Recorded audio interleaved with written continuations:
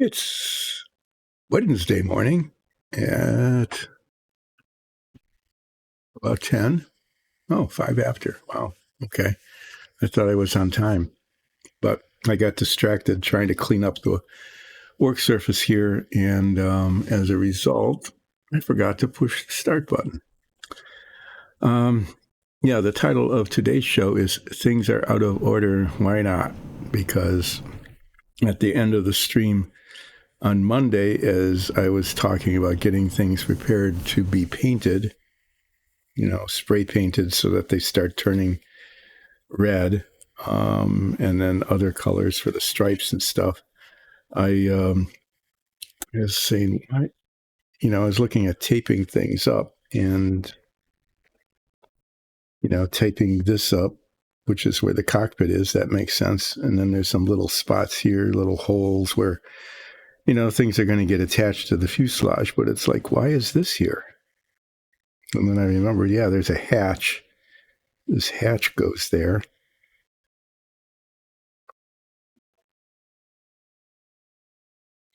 Reason. And I was wondering why wasn't this just molded on to the fuselage to begin with?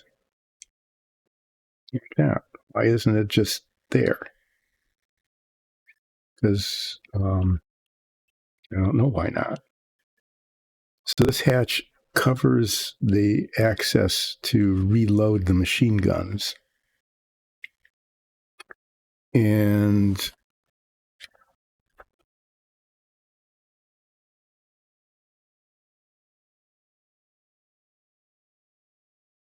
I kept thinking, why isn't it, it would just be easier if it were attached and then I wouldn't have to go around it. But then I'm thinking, well, maybe the idea was that this is removable, that this is supposed to come off,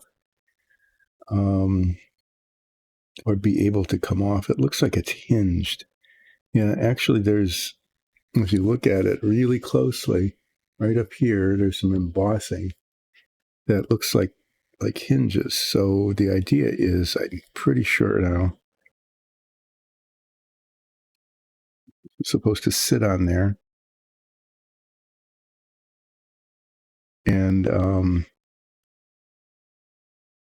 supposed to open.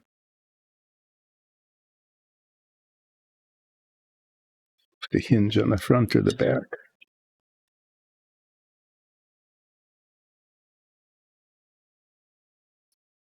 But so I was thinking, well, maybe what I would do, it fits better this way.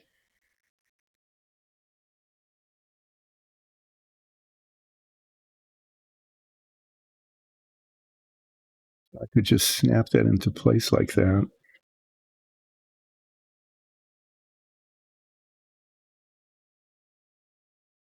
And then paint this along with everything else. I have to do a touch up with the primer anyway, because there was some leakage, especially up here, of the brown paint underneath. But it would make sense that I would just snap that into place. So there's a couple of things about it. Of course there is. One is there's a circle on it that needs to be, in this case, filled in and sanded down.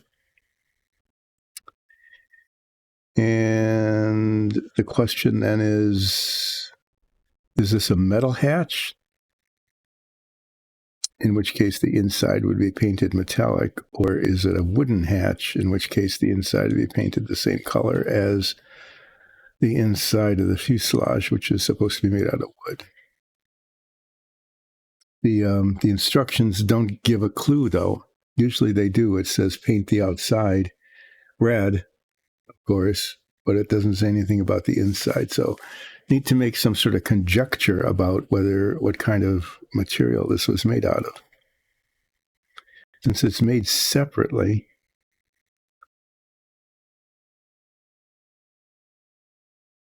I'm almost thinking that it is designed to be like a metal hatch. be a piece of metal that would be hinged here on the front. But unfortunately, it's going to require some prep work because of this hole, this circle, very, very badly molded in circle there.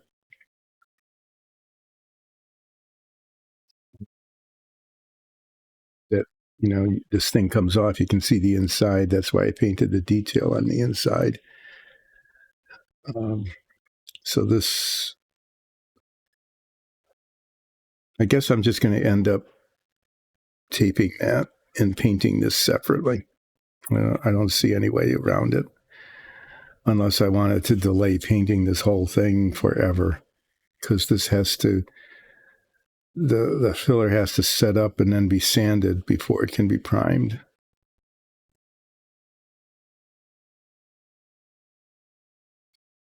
And it's just really kind of a pain, Yeah,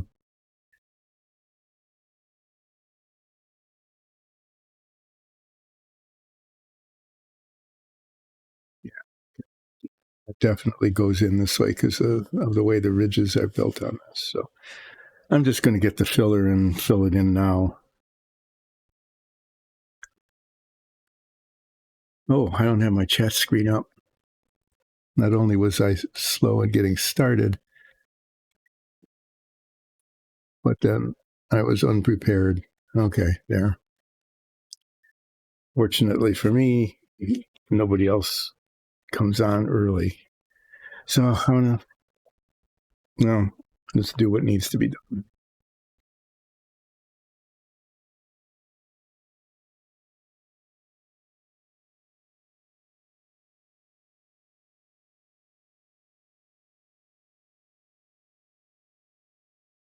I really do think that this was designed to be a metal hatch.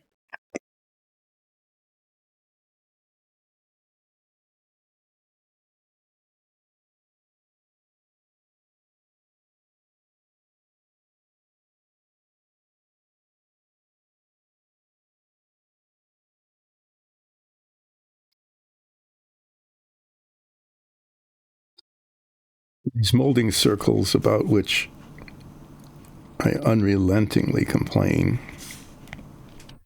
they're terrible mar. And they really do terribly mar the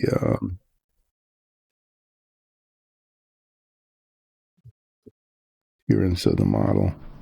And there's no reason for them that I can tell.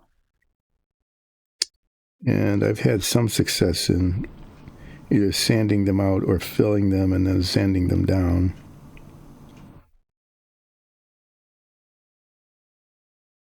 They don't absolutely completely disappear, but they're, unless you know that they're there and you're looking for them explicitly. Usually they can't see them when I'm done. So old Bogger, who has been kind of a mentor and supporter of this stream, has put me onto this thing called green putty, which would do this, but would be set up hard enough to be sanded. Like if I did this right at the beginning of the stream, it would be sandable at the end, which would save a lot of time.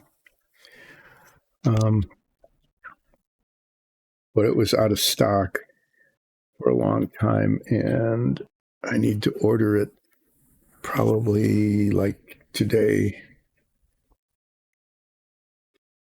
Okay, well, this now just has to sit there and solidify, and then I'll sand it down on Friday, I guess.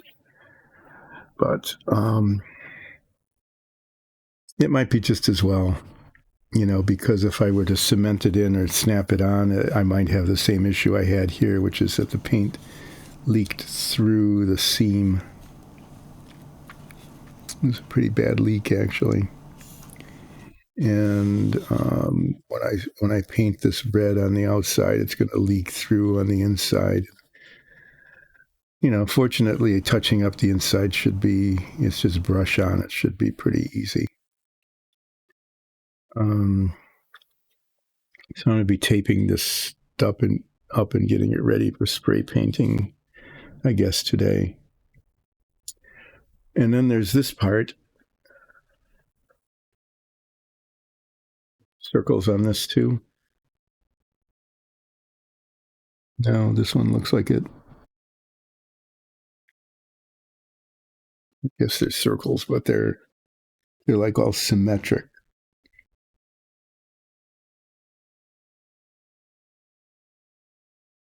And how badly flawed the production is. This particular bit is the hatch that goes over the top of the engine. And I'm going to take it off of the tree here and do some prep work on it, because what I was thinking is that I would be able to, if I was spray painting things red, go ahead and spray paint these red as well. I might be able to do that with this. I'm not sure. The inside of this gets painted metallic duraluminum to match the inside of the covering for the engine, which is made out of metal, not wood, because it gets hot, right? And in fact, it's mounted way above the wing so that it doesn't start a fire.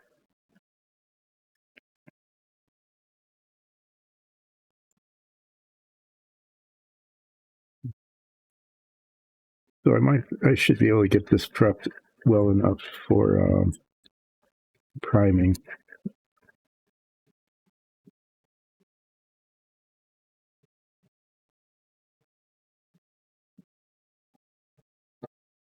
And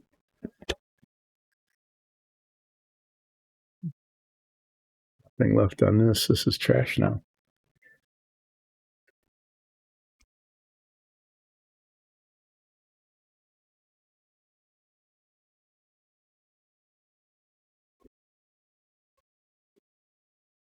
The outside of this gets painted red, and the inside is metal.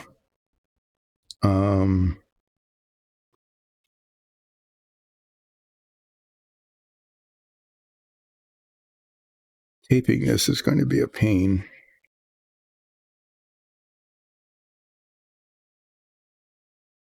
I think what I'm going to do is paint the red first, and then I can tape just the edges, okay, and keep those red, and then paint the metallic on the inside, and hopefully not get it all over the edges of the red. I should be able to do that.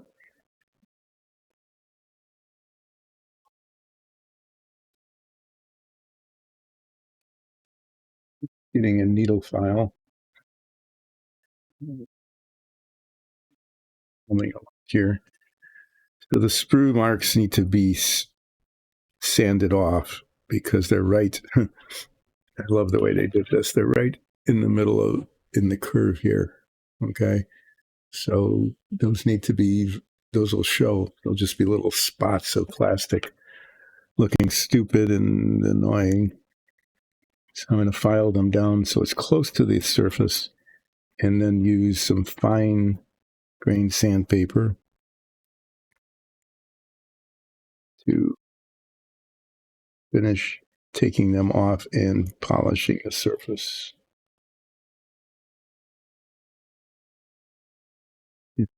Keep saying over and over again, repetition, why not? That I don't file it all the way down to the surface, because then the file leaves scratch marks all over the plastic, and sanding those out is sometimes harder than sanding the last bits of these off. Anyway, forbidden word.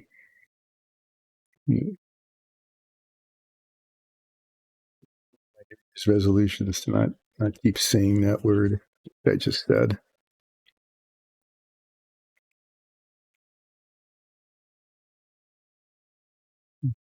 About as close as I'm going to dare get them.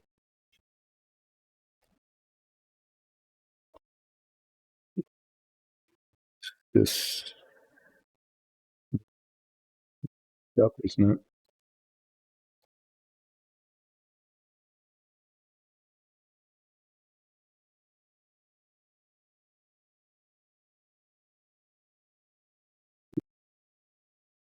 $1,500 grit.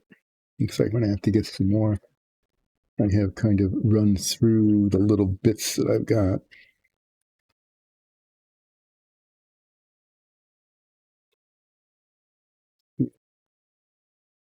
Bottom of the bin and my sanding bag.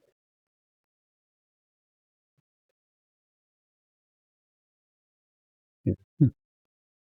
You're not seeing my hands fail to work here. There it is, the sanding block.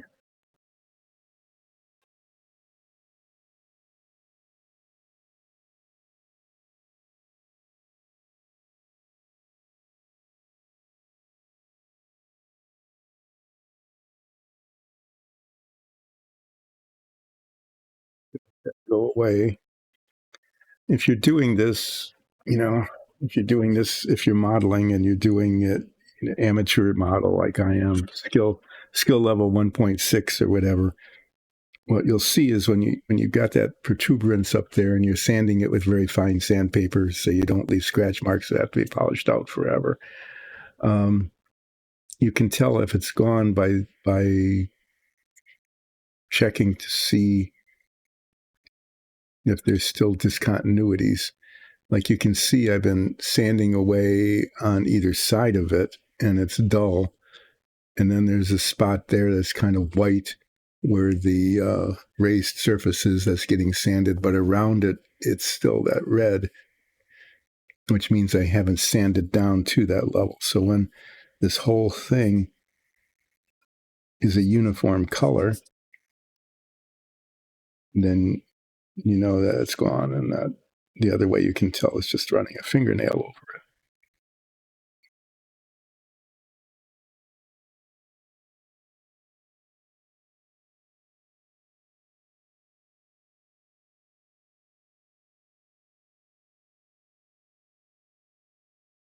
It's abraded away, and this is kind of slow and tedious, but it's either sanded down quickly with coarser grade sandpaper, leaving scratch marks that need to be polished out, or using this and going much more slowly and then not having to polish quite as much.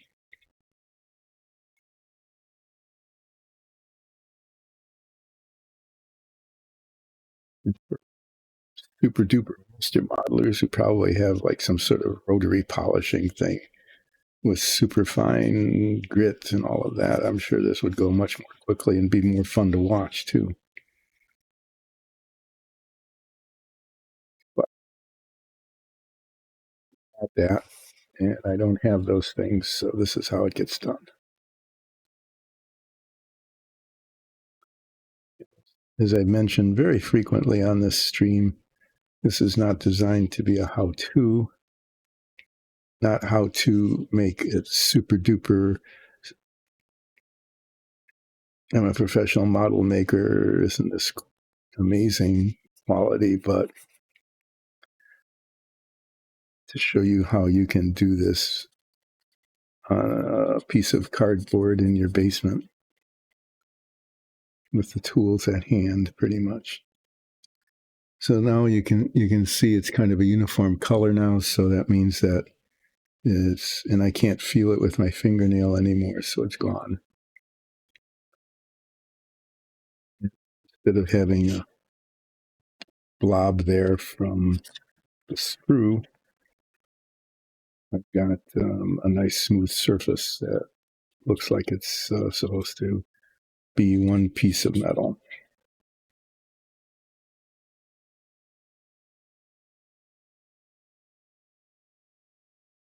Still a little bump there. I thought I had it. Close. Close, but not complete.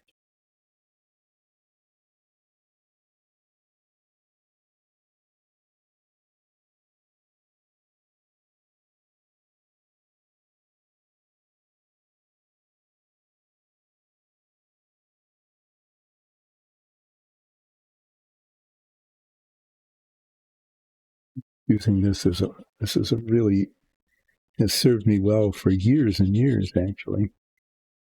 It's automotive emery silicone carbide waterproof for automobile use paper.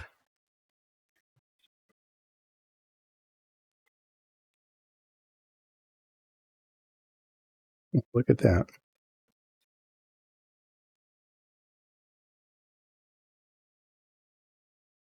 No, that's intentionally. Okay, it's a raised edge on the front and back. Okay, so that looks pretty good. It looks better than that. Okay, that's the after, and that's the before. Where's that little bump there? I can probably move this down there. Get closer so you can see the slow and tedious progress that's made as I sand away a little blob of plastic where the sprue was attached. If you hadn't been watching the stream before, you probably noticed that I used a saw to cut this off with a sprue. You can just simply break them off, or you can use an X-Acto knife or something like that. But I have found the hard way, that is to say, by having it be bad, is breaking them off. It's possible, it's almost likely that when it breaks off, it will break off into the piece and not outside of the piece, leaving a divot, a hole where the sprue was attached.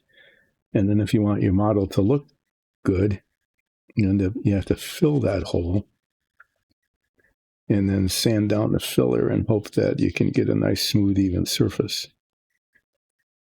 And so breaking it off, that's what I used to do when I was in elementary school, like in 7th and 8th grade. You just break them off, right? Because it was quick and simple, and who could tell if there was little divots where the sprue was anyway? Those models never lasted very long. And so then I got a single-edged razor blade, which was in my income category when I was in 7th or 8th grade. The single-edged razor blades was the equivalent of an X-Acto knife. In fact, they worked just as well, and they were a whole lot cheaper.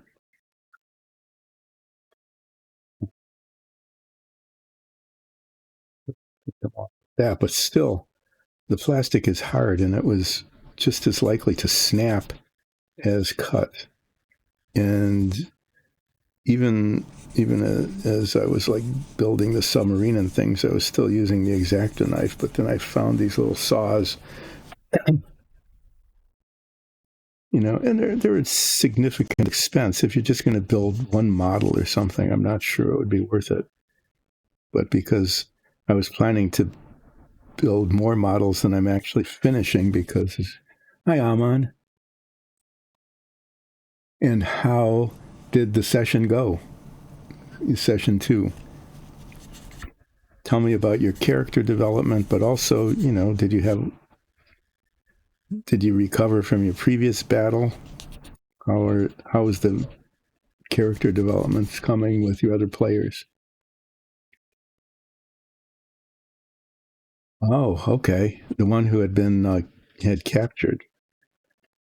What did you find out?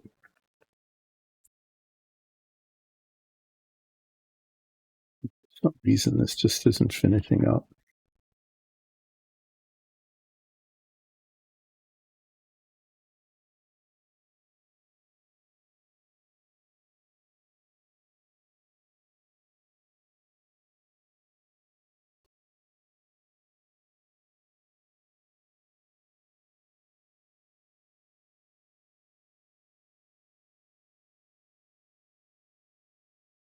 Did you find the yarn that you needed to repair your clothing?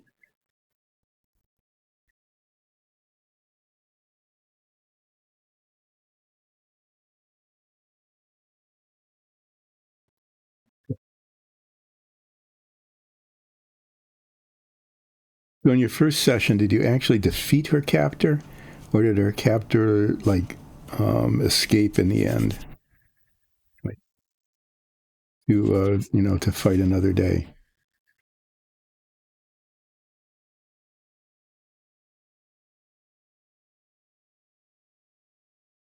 And and then also in your conversations with the girl that was captured and revived.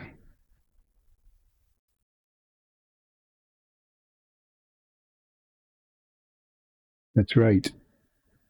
She has. That's really a handy thing if you need yarn to repair your clothing, instead of having to search for it or go to a yarn shop all the time or carry it with you all the time. So, did you have to purchase? Okay, so it was actually destroyed.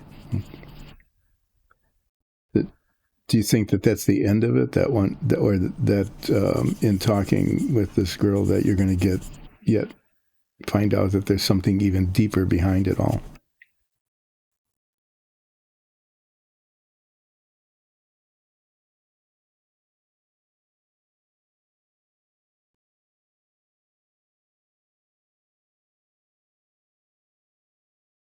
Did you have a cleaning up episode then?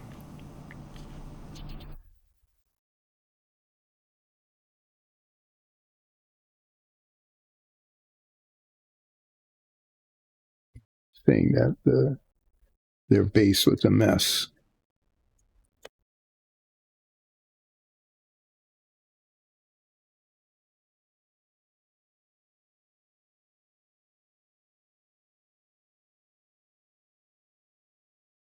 What did you find out?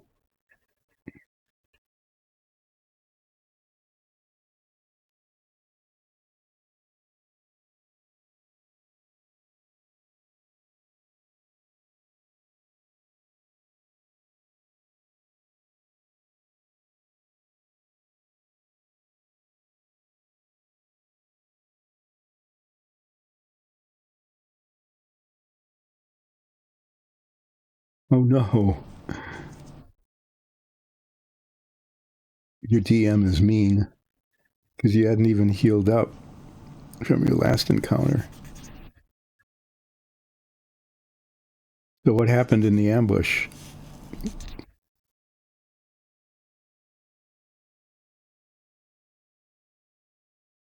Oh my.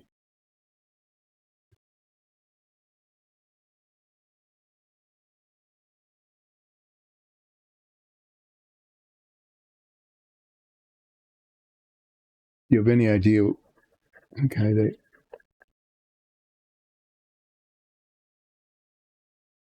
okay. Oh, that's good. I wasn't. I know you had mentioned that you heal, but I didn't know how fast you healed.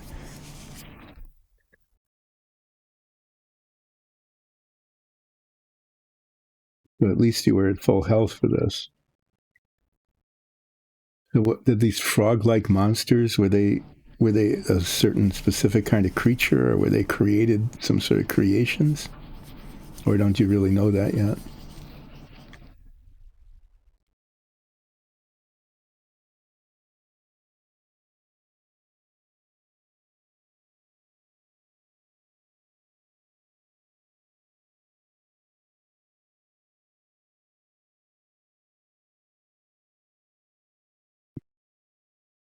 Really, they explode too. Your melee your melee fighters must have been taking quite a beating from the exploding damage. Okay, this one's really good. This one not done yet.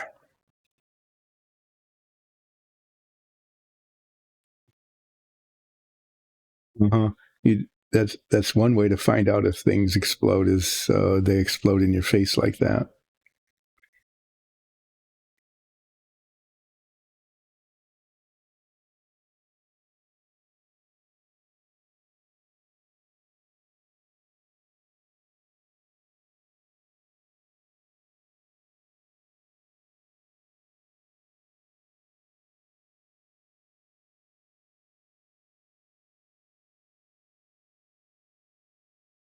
Congratulations. That was a good move.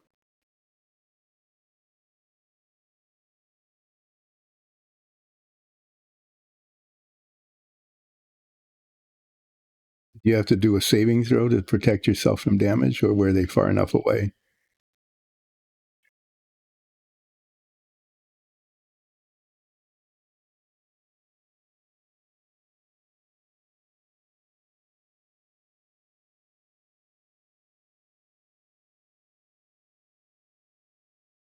Just checking this, looking at the reflection and the reflecting light to see if the last little bit of the bulge from the sprue mark is gone.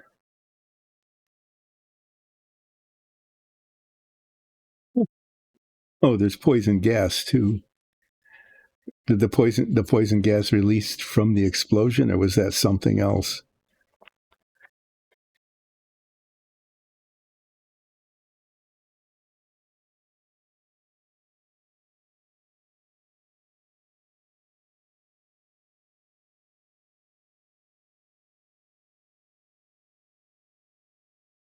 Okay, so they explode. You get explosion, some force damage, and then you also get a poison gas release. Great. How did the rest of your party fare? Did they come through it okay?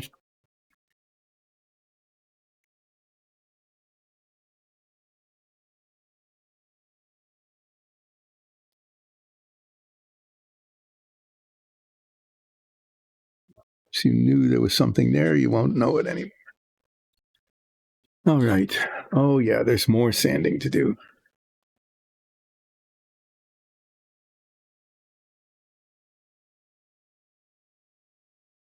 So these pontoons, if you remember, I had to do a lot of sanding on the top because when they were cemented together, the two halves, left and right, they were out of phase, so to speak. They didn't align perfectly. They were off by like a fraction of a milliliter, and it really showed on the top. And I didn't realize that until Monday when I was looking at it, that there was also this issue along the bottom. And so there it is. I'm going to use some of this 800 grit initially because it needs um,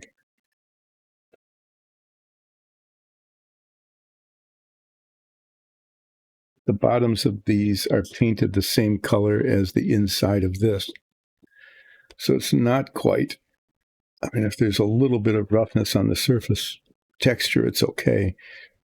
And in fact, I'm going to just, sand the whole area down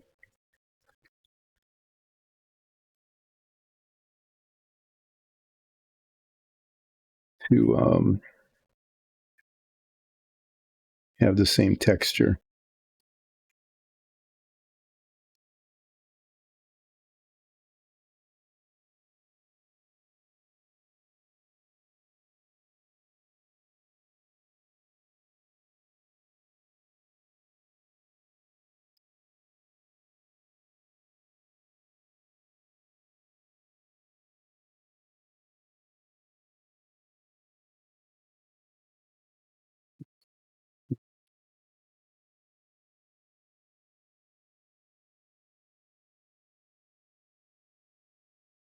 To reprime these too.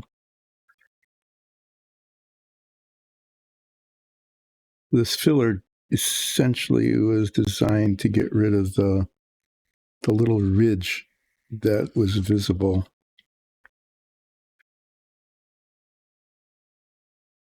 Parts were misaligned.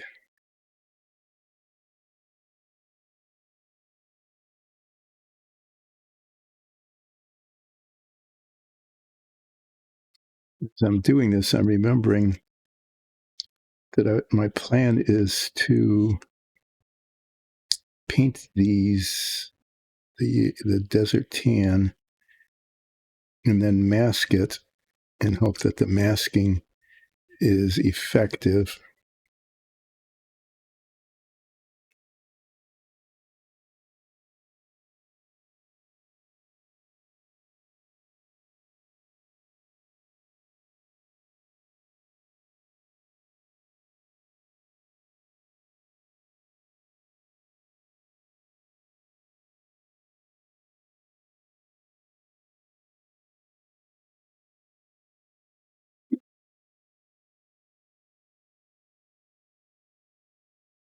Okay, that's good.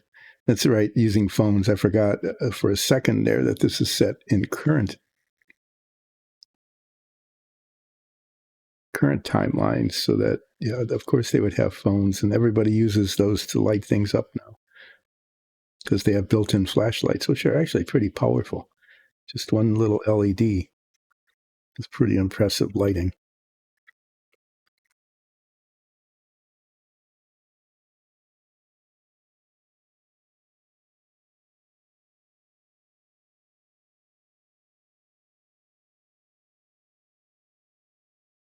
Just feeling this to see if there's like bumps or something, or whether it's feathered in nicely.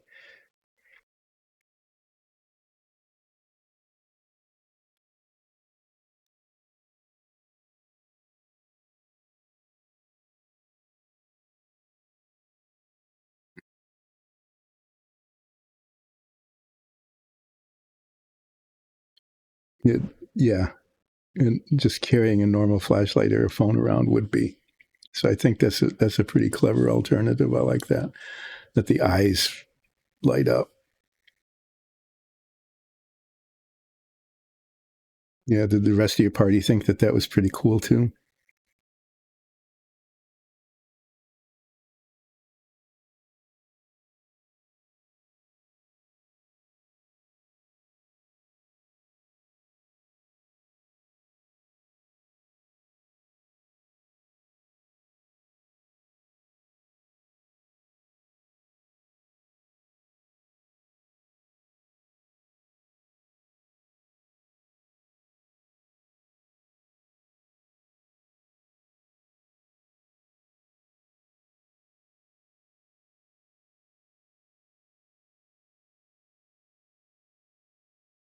I like that your fairy is an influencer.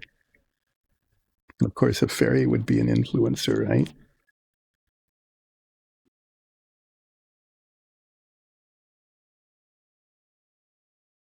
This makes too much sense.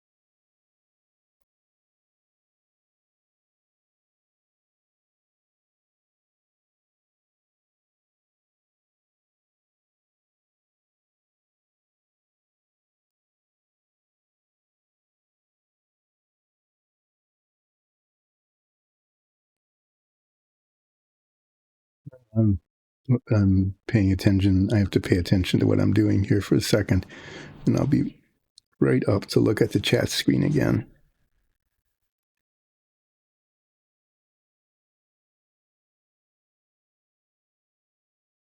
The doll is a pretty useful thing to have, but I really like the light up eyes. So did everybody know ahead of time, or were they just kind of like surprised when everybody's using dark vision or their phones that you lit up the doll? It was like, oh, I used this, or did they know that that was an ability already?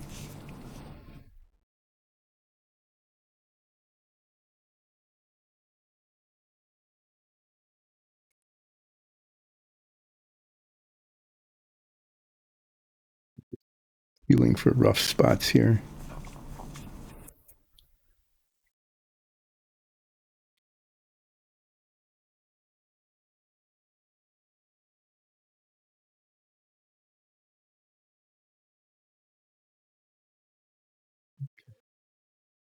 That's good. Um, can untape these. The cement is set.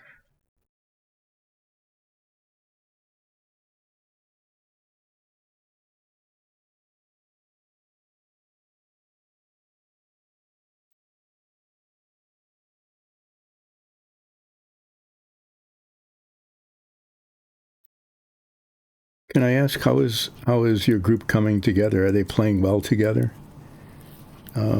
Keeping in character in the game and playing off of each other's characters, making a good team?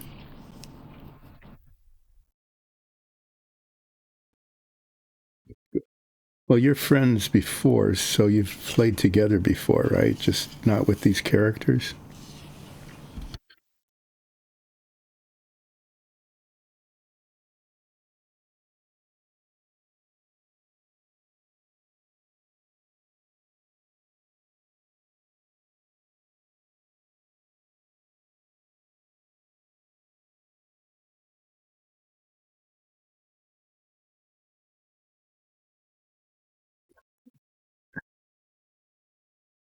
Yeah, you've got of course, there's a hyperactive fairy influencer who's just. So does that player really get into it? Playing the character as a hyperactive fairy.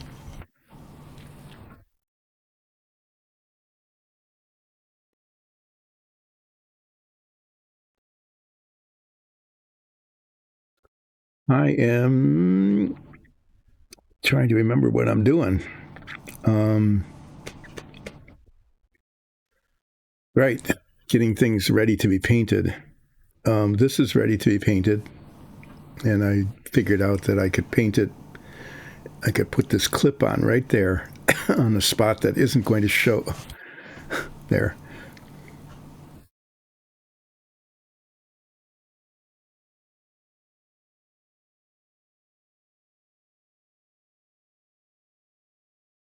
Okay, so she went off on her own to get the yarn, and her familiar was monitoring the new members to see what they were doing. That's a cool thing to have. So I can grip this and paint it all a piece and not have to worry about painting one side and then the other. So that's a good thing. I can't do that with the wing. Okay, there isn't any real way. Well, the way I'm going to paint the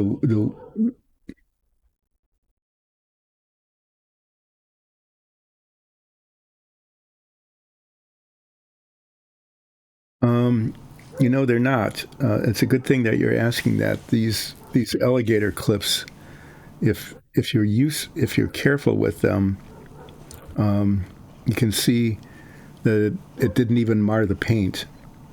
Okay, they're metal teeth, so you'd think that they would dig in, but the plastic is hard enough that it doesn't. And if you just clip it on and don't scratch it, okay, if you scraped it along the surface, it would pull the paint off. But as it is, it just holds. So it's important to just to get it on and off without pulling it across the surface, and then it's pretty good.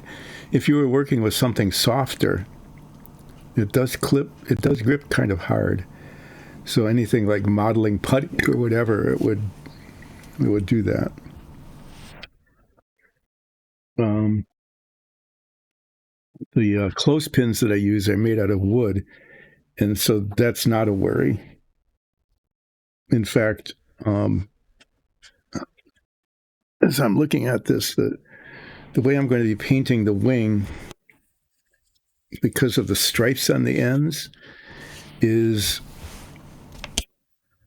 the stripes start here. The green stripe is here, and then there's a white stripe, and then a red stripe. Okay, and I have to look at the instructions carefully and the decals to see exactly where they start and stop. But I do know that the stripes end right here at the end of the aileron and this seam on the wing. And so what I'm going to be doing is I'm going to be painting the whole wingtip white. Um, okay, I'm painting it white. And then I'm going to mask off here and here, so the white part will be covered all the way across here. So the green will be eventually ending up here, and the white will stay white. And then paint the wingtip red and the rest of the wing red at the same time. Okay, and when I unmask it, hopefully I'll have this really nice white line on either side. This is the one I'm most concerned about, the boundary between the white and the red. On the other side, then I'm going to mask off the red and the white and paint the green. And then when I take that off, I should have a really nice green stripe between the white and the red. So I'm thinking when I'm holding this, I'm going to paint the stripe on both the top and the bottom.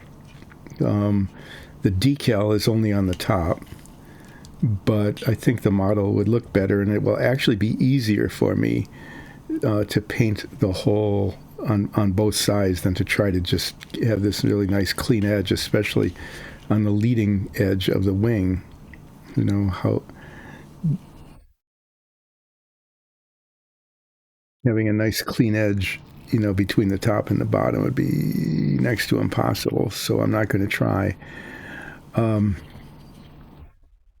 what I'm going to do when I'm painting the wingtips white, is I'm going to mask off, you know, the inside of this and just hold it with like that. This is going to be covered in masking tape and paper, and I'll spray the wingtips white, and then unmask it, and then, like I said, cover the part that will be green and white with masking, and then I'll be able to hold it like that, because that will be masked.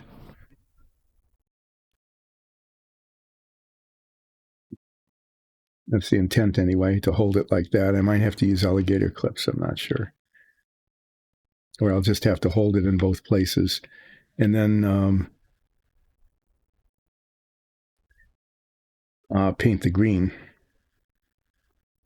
And paint the red, you know, wingtips and everything. And then for the green, I'll be able to come back and very carefully clip that there and paint the green stripes. So that's the idea, and we'll see how today goes. I think I'm going to try to do some masking on the parts. This I'm going to be painting completely white.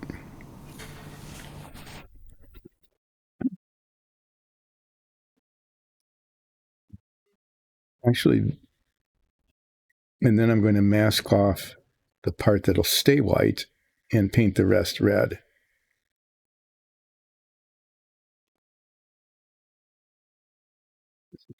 Up being painted, this it's in like that, okay, and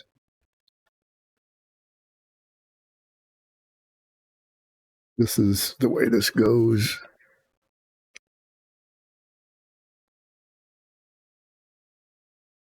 Is that the very, very leading edge of it is green. The middle part is white, including this little point up here, and the back end of it is red. So I'm going to paint the whole thing white initially, okay, and then mask off this bit here, and then paint the rest red. In terms of painting it white, I'm just looking at this. Those little tabs should be invisible. So this part's a little tricky to paint. This is pretty easy to paint.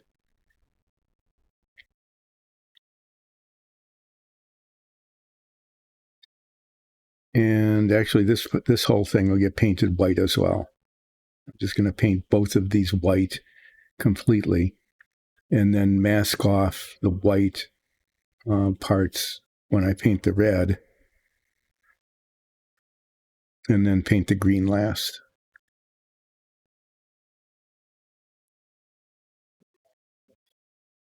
Kind of how that's going to go here.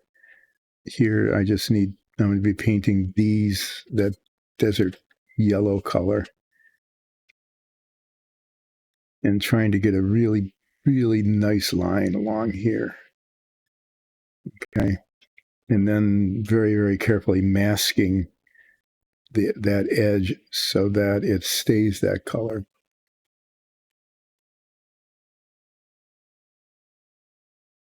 2 points. You can. What can you buy? Oh, it's only 1 point for a thing, or are there some things that actually cost more than 1 point each?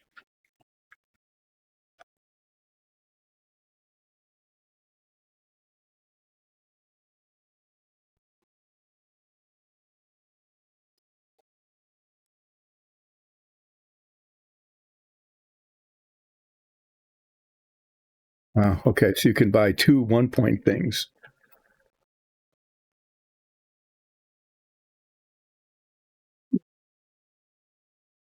So I'm just reminding myself what I'm doing here.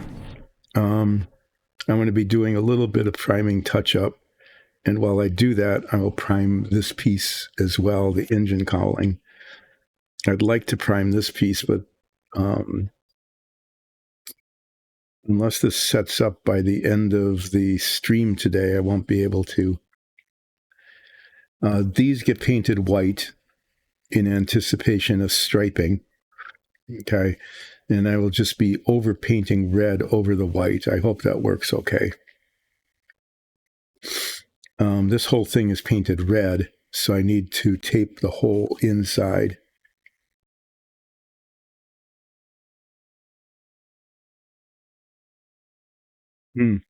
So you're going to buy 2 things now, or are you going to save? Are you going to save your points? Hi, welcome. And Great Barra Grizzly. I'm sorry, I can't really read my chat screen very well. Grizzly is fine, okay.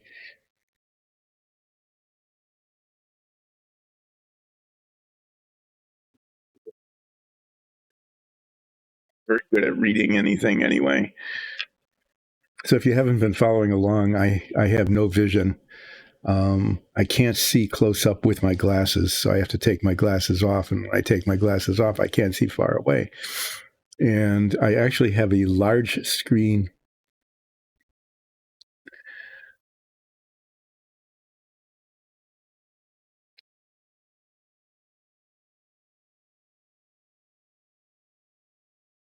Oh, you'll be getting Aman. You'll be getting more points as you play. So I would say if there's some things that you want now, go ahead and expand. Get some fun things to play with.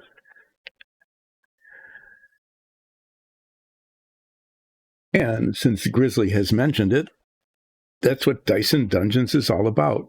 Not building model airplanes, but playing Dungeons and Dragons in our D&D show. Streams with a live chat Sundays at 2 on Twitch, and you can catch all 100 plus episodes now on YouTube, and you can listen to them as a podcast. And I would encourage you all to do that, because that's really what Dyson Dungeons is for. In this stream, I'll say this about every other stream at least, started because we produce our own dungeon tiles, like these, on our 3D printers back there. Oh, thank you for the follow. I appreciate it. So let me talk about the dungeon tiles. Okay? Because I'm going to even show some to you.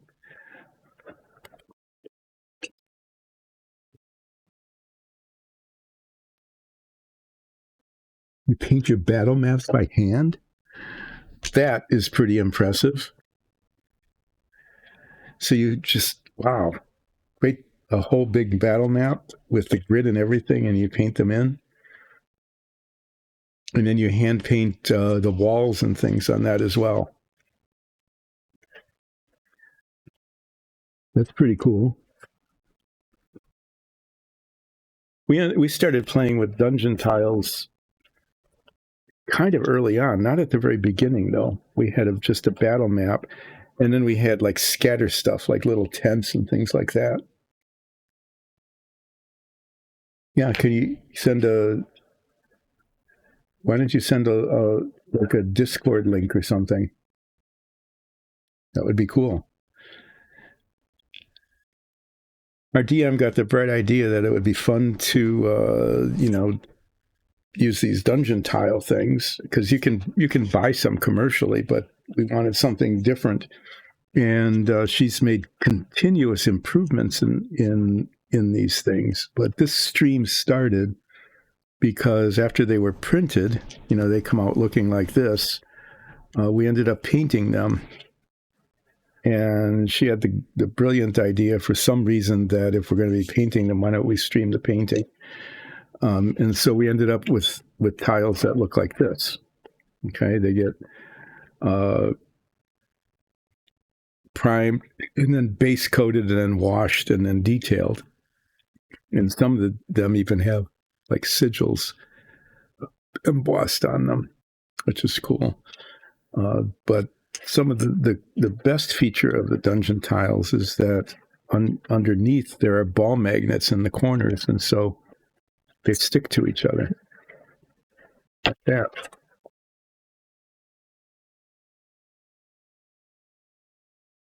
They can be puzzle pieces. You can, if you have enough of them, you can put them together in all sorts of interesting ways. But the cool thing about the magnets is that they're really easy to rearrange. Okay. And you don't need any kind of special base or anything like that. They stick to each other, not to a platform. And so when you get enough of them, you can build pretty elaborate sets.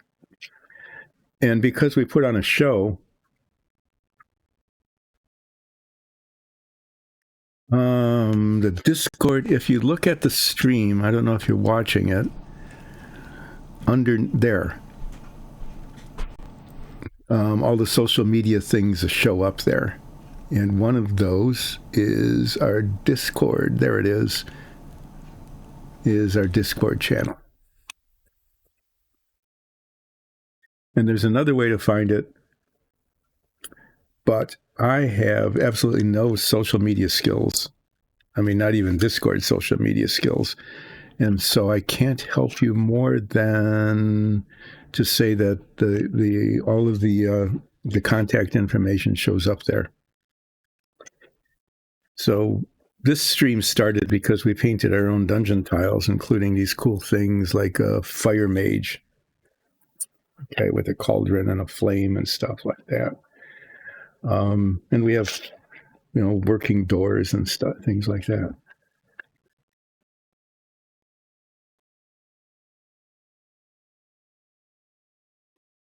Oh, no, I appreciate that.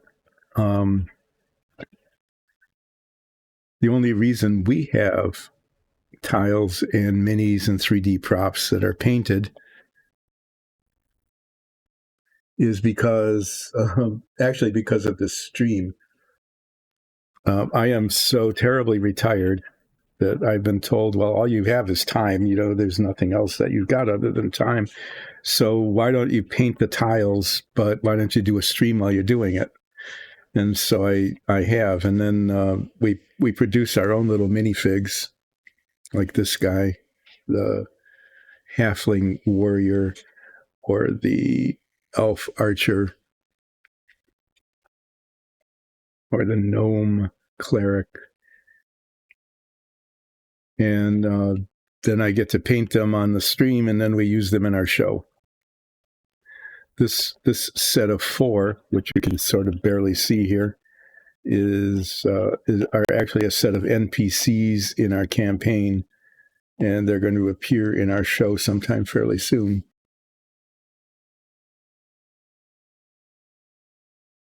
You can just post it on, oh,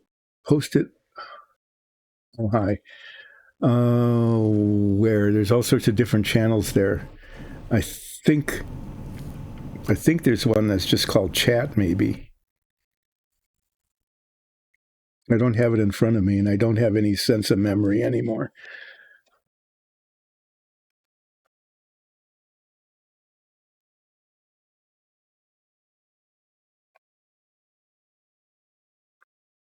But you can send a message through Discord. Yeah, general. There you go. General is good, and you can actually post a message there saying that you did it. So, are you DMing then with the battle maps that you're painting?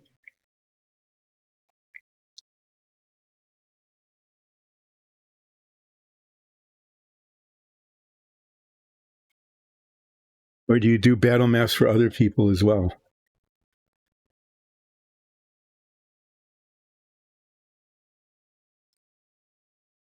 Anyway, I like to show off our dungeon tiles because I think that they're really unique and they look really good.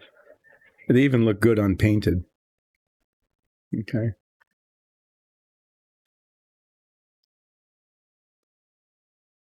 So I'm just interested. Do you just do your own battle maps for your own games or you're DMing? Or do you sometimes do them for things where you're a player as well?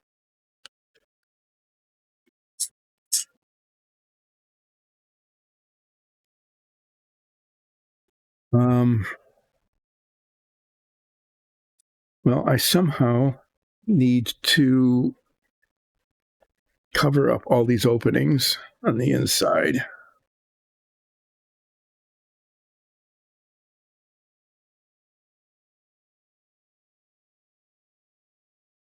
Oh, that's a good deal of time. Yeah, for me on the stream here, it would be like 2 full days, 2 full days of streaming.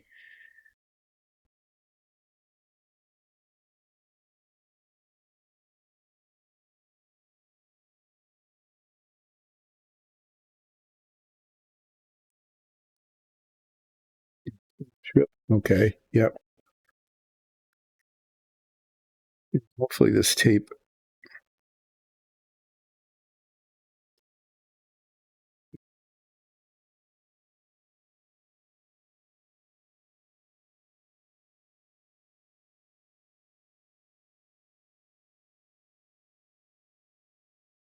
I would for your character, it would make sense, definitely make sense to get the improved trip because you're not really strong enough probably to be doing just pushing the tape down here around the edges to try to minimize any leakage. Oh, I have to put a little extra there.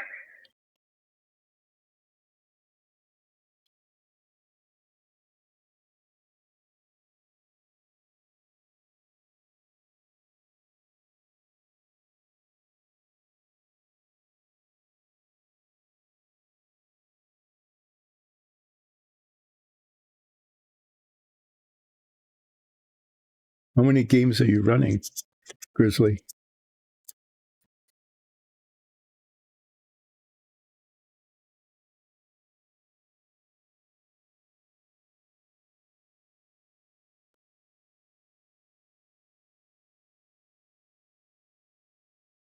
Oh yeah, can you use the trip? Can you use the trip when you use your strings? Can they be combined like that?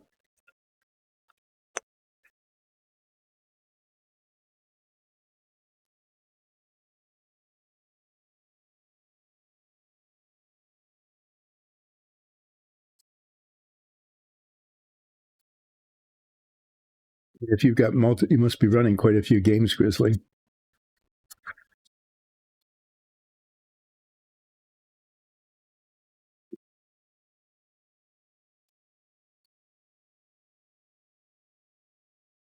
Okay. Yeah, this is going to be a pain.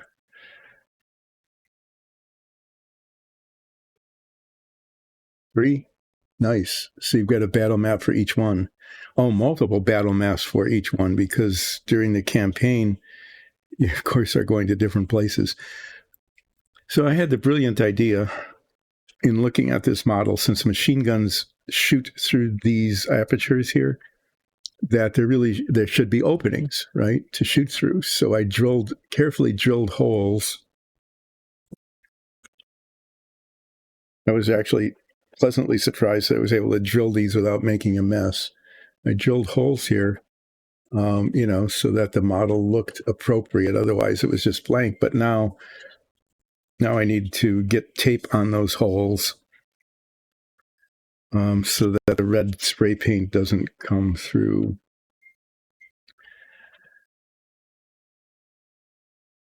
And misplacing things. Pretty cool. How many players do you have in each campaign? Are they the same players, or are you running them with all different people?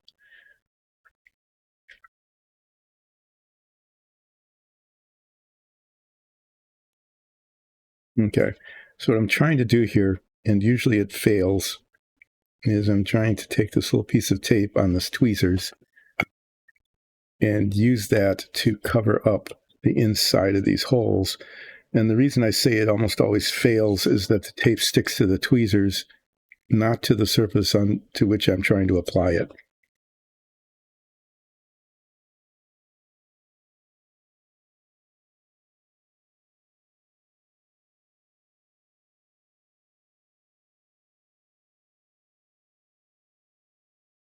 Like it is now. It's doing exactly what I don't want it to do, which is it's sticking to the wrong things.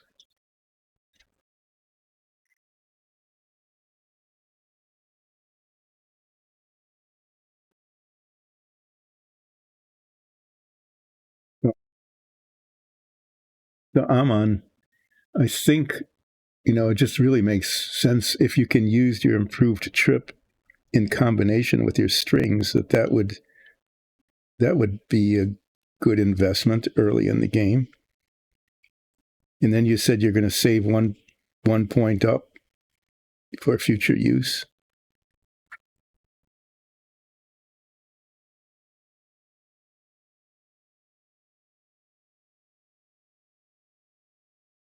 About 95% of the time.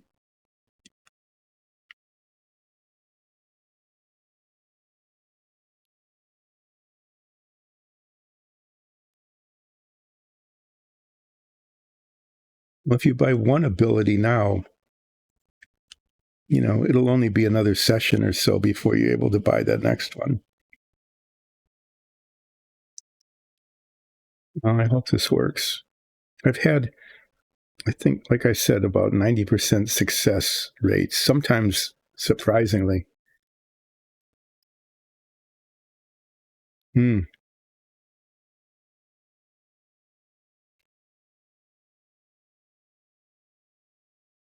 That's why you don't have enough time to paint minifigs as you. Yeah, that's pretty impressive running 3 campaigns at once. Because just watching RDM Alexis, just the amount of prep work. I mean, the prep time that has to go into each session, and it's just a lot of work being a DM. And then your players don't do what you expect. Of course, there's always that, right? Is you do all this prep work in advance of the session, and then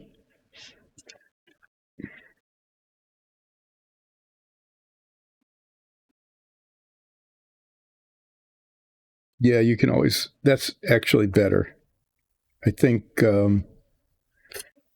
sometimes players can forget that D&D and the variants are role-playing games, and the fun of it is to be your character.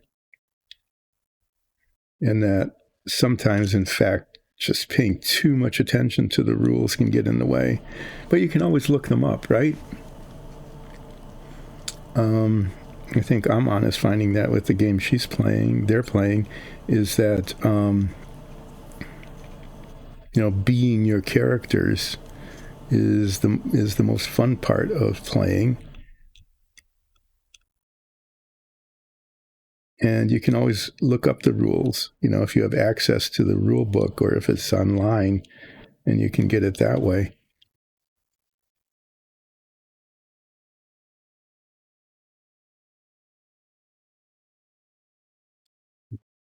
Why not?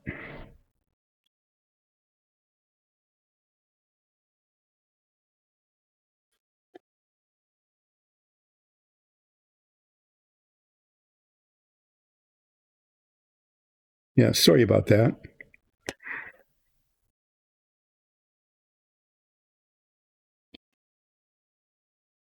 I was confused. I confused you with your character.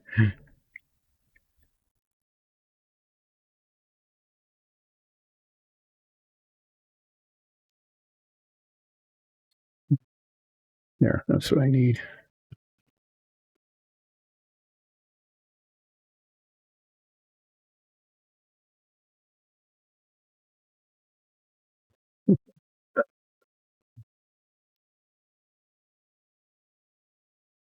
No, a DM has to be careful, right? I mean, and your players will definitely do something stupid, beyond belief stupid. But you have to very sparingly use the do you really want to do that? If you listen to any of our episodes, you will find that that about once every 10 episodes there is a do I want you to think this through. What are the potential consequences of your action? Thanks for dropping in. Thanks for becoming a follower. I am doing this Mondays, Wednesdays, and Fridays from about 10 until 1 Eastern Daylight Time. And I hope you can join in again. And thanks for sharing. I look forward to seeing your battle map. I appreciate you sharing that. Have fun with your campaigns. Who? I haven't seen you in forever. How have you been?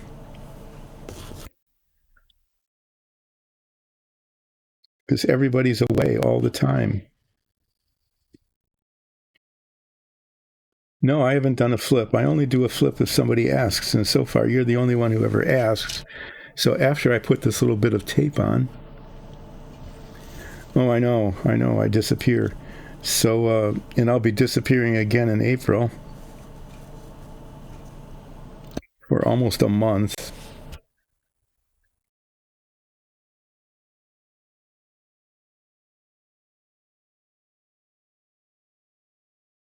Putting little bits of tape on things is almost as excruciating as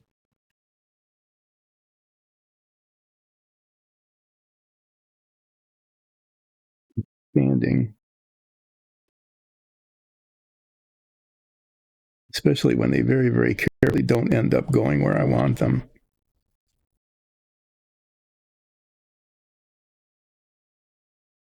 Okay, let me get a flip thing. I got a mess here, so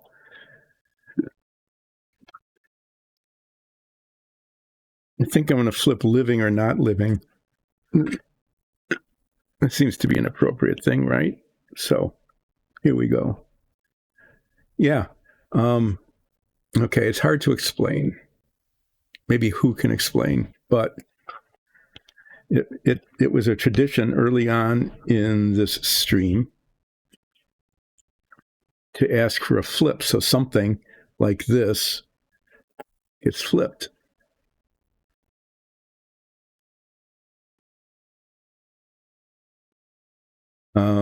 Yeah. So when who asks for a flip, there's 3 flips flipping there. I will do 3. So I had 1 living, 2 not living, but I usually do 6. 3 not living, 4 not living. Okay, not living beats living 4-2 today. So yes, actually I'm on if you would like to. You know, if who isn't on asking for a flip, you can ask for a flip. And, oh, that ended on its side. I have a selection of flipping things here. I have this tiny little thing, one with a dot on one side and not dot on the other. I'd flip that when this is all covered with delicate stuff. For some reason, I've got a whole pile of toothpicks in here. I don't flip those. This is red on one side, green on the other. So I come prepared with many flip things. This one says paint on it. So sometimes, yes.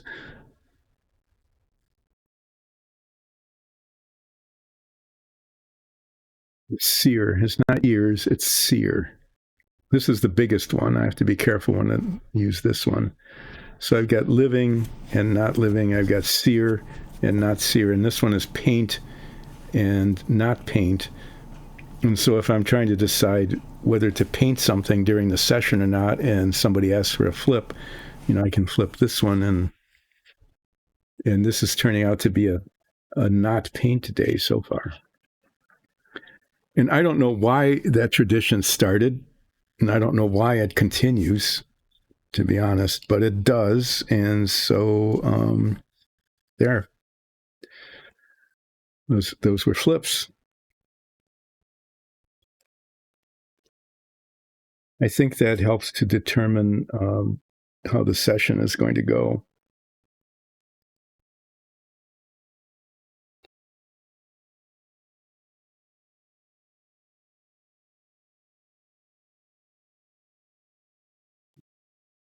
There's tiny little holes in there where things attach later. And those need to be covered up because the spray paint will definitely come through those and will definitely be a problem.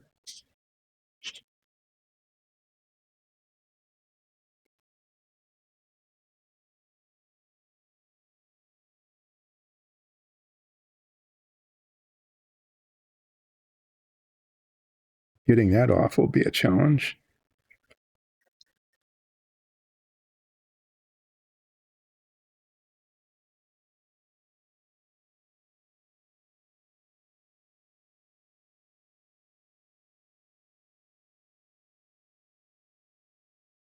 Alexis and Nicole are the other members of Dice and Dungeons. Alexis is our DM, and Nicole plays Zoria Ansul, a changeling druid, who is gradually becoming subject to Fey forces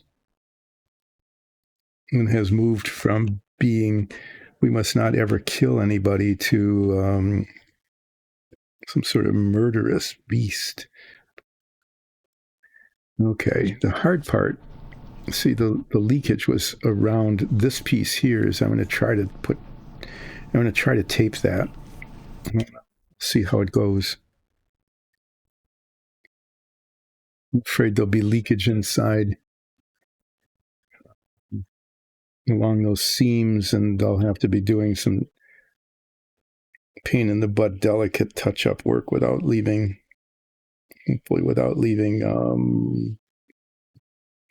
problems on the surface texture. I'm kind of finding that the combination of tweezers and toothpicks is working kind of.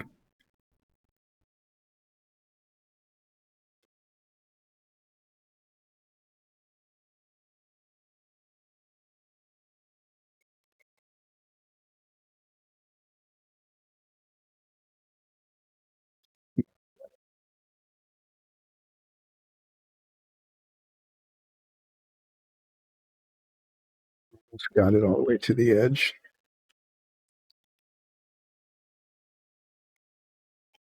Aman, are you going to be playing again this next week?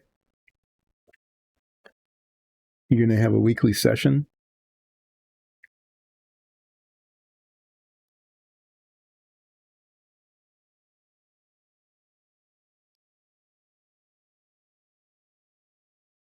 That you've got going? Oh, every 2 weeks. Okay. That's right. I was gone for 2 weeks. So that's why it seemed like 1 week after the other, because for me it was just in terms of, the time passing.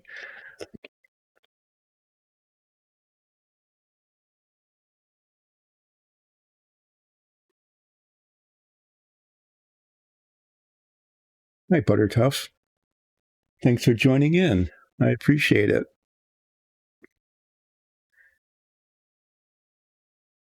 I get to welcome you to Dice and Dungeons.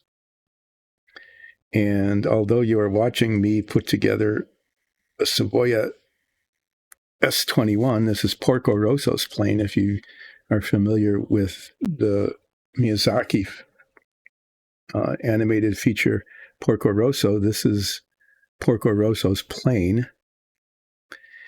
And I am very tediously and studiously attempting to make it look like a beautiful model by very carefully putting masking tape in.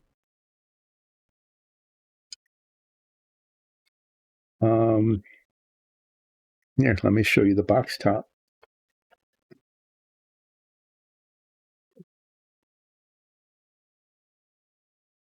This is Porco Rosso's Savoia S.21.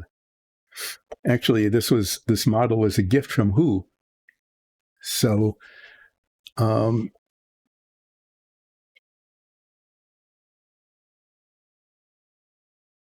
it's actually coming along pretty well. I've got some parts, I've got some things done already. I've got the whole engine and the engine compartment. And here are the parts, these parts are getting ready to be painted. And and I have the internal fuselage. This is kind of a cool model because the inside, you can really see it. You can see it on the box. The top of the fuselage comes off and reveals the inside of the fuselage. And I've got that done, and it came out really pretty well. But now I'm working on the outside of the fuselage. And this is like everything I do. If you haven't, since you're a first-time chat, you don't know that I work at elderly speed. I guess I'll just call it that.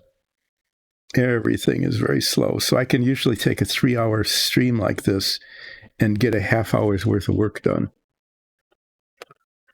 And I painted the inside of the fuselage because it lifts off.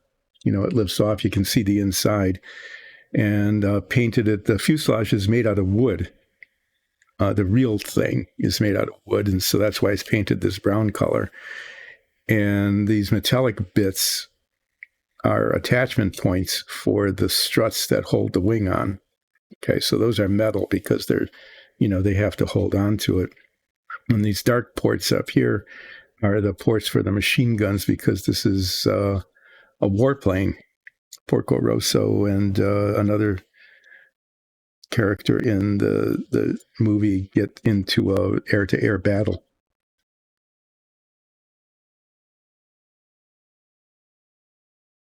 Oh, thank you. Well, I do try to explain what I'm doing.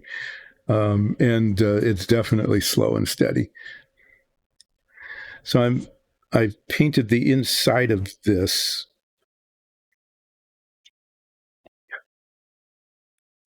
And now I'm going to be spray painting the outside.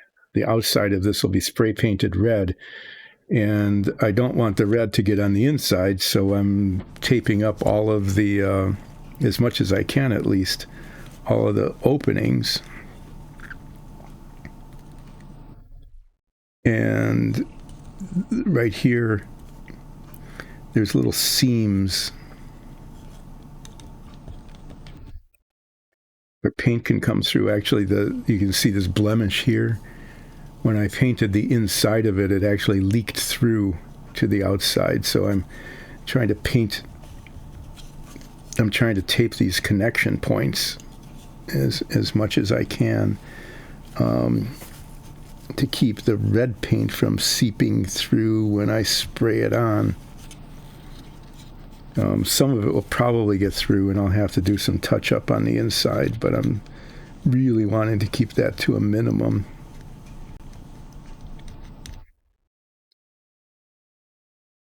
Trying to be careful and just applying the tape and then pressing it down tight with this toothpick.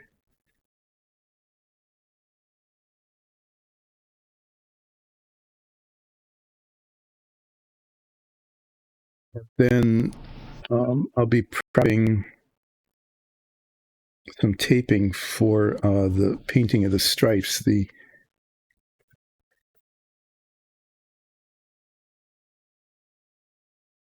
Yeah, thank you for that. Yeah, it's just amazing, you know, especially spray paint, which is kind of liquid.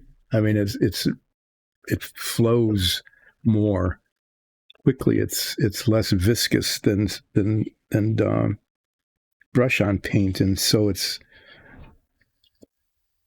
more likely to leak through. So I'm probably going to try to do like 2 thin coats of the red paint rather than 1 heavy coat, so to minimize the chances of that happening. But just to explain, I'm building this because even though Dice and Dungeons is all about Dungeons and Dragons, we do a D&D show that everybody needs to watch that streams with a live chat on Sundays at 2, but is also on YouTube and as a podcast. That this stream started because we do our own dungeon tiles and minifigs, and I was painting dungeon tiles and minifigs, and our DM decided that if we're going to be spending the time doing that, why not stream it? I mean, it's not taking me any extra time to stream it than it just because I was painting this stuff anyway. But when we don't have dungeon tiles or minifigs or the show, then I work on these models. And so far, this is the 4th one that I'm working on the stream. The 3rd one is not quite completed yet. It's a giant Apollo model, a stack of the service module, the lunar module, and the command module, and the escape tower, and I've got it like 80%, 85% done. But I got distracted because I was trying to do some control panel detail. But before that, I did a submarine. I need to show that submarine sometime.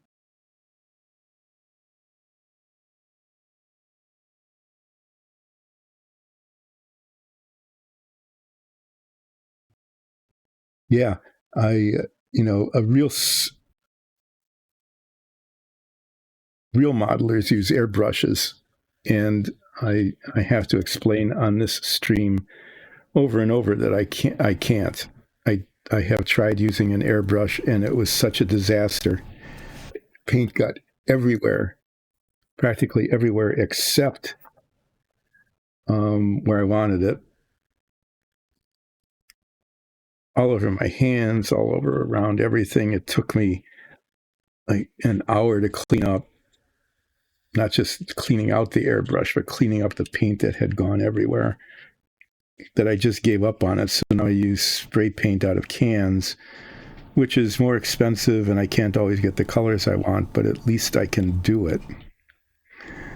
So my model building is limited by my skill level. But the prep work is the same whether I use spray can or whether I use an airbrush. Everything just needs to be masked the same way. And from what I have picked up from watching people who really know what they're doing in terms of modeling, the masking, well, it's like painting a car or anything like that, right? The whole masking thing is, or even painting a room, masking is the most important thing. So I'm taking my time and getting it done. And hopefully there won't be too many leaks. Part of it, too, is getting things in the right order. Like I painted the inside first because this is all brushed on.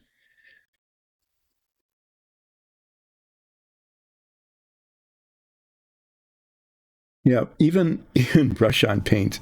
If you've been watching this stream at all, sometimes I'll get do some brushing on, and I'm moving along, and all of a sudden I look and I've got paint on a finger, and I don't know how the paint got there because I didn't have a brush or a bottle anywhere near that finger, but there's paint on it, and not only is there paint on it, but I touched something with the wet paint, and now I have a big cleanup mess to do.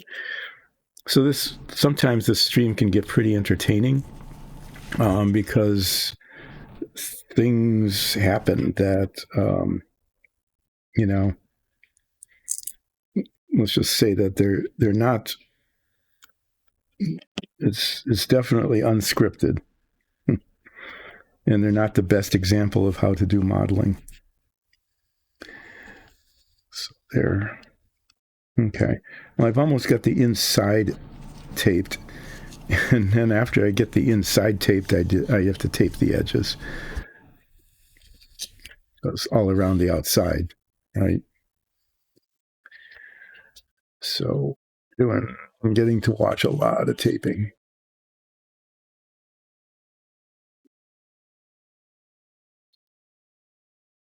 But yeah, the best part is the miracle of jumping paint. Did I just? Yeah, that was really smooth. Okay, so what I managed to do here is, in my effort to push the paint down, the tape down tightly against the edges of that opening, is I broke the tape. So now I need to tape over the tape.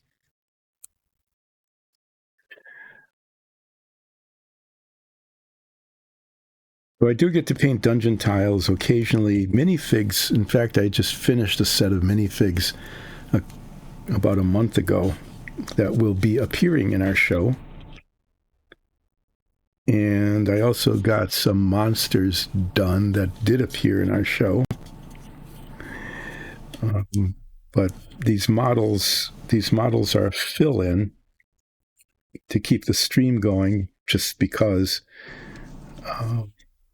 in between having things to do with the show. Also, when I retired, I thought I would be bored. I thought I would be really bored, and so I've got like 25, at least 24 models sitting around that I'll never get around to building. I'm being realistic about it. And so the other members of Dyson Dungeons thought, well, since you were planning to build models and you retired, why don't you go ahead and use this as an excuse to get around to actually doing that? So it's been kind of fun, and I've discovered that since the last time I really built models was when I was a sophomore in high school. Just to let you know how long ago that was. I did a few things since, but not very much. I built some Jurassic Park dinosaurs about 15 years ago. Okay, the openings are now hopefully sealed. And the way I'm going to be painting this is that I'm going to be putting tape around the edges here. And the idea is,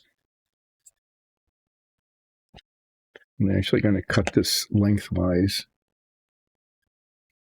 It's just easier to manipulate. You'll see what I'm doing. And if I had scissors that worked, it would go even better.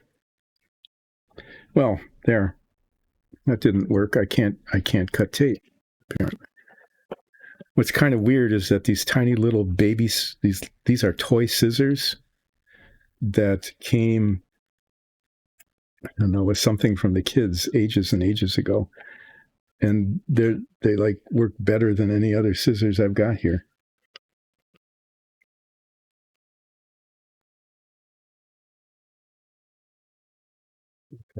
I'm going to start here, and what I want to do, I want the red paint to be all around the outside, but I don't want it to get inside, so I'm putting tape right on the edge and not having it overlap very much, because if it overlaps, the little bit of tape that's, you can see it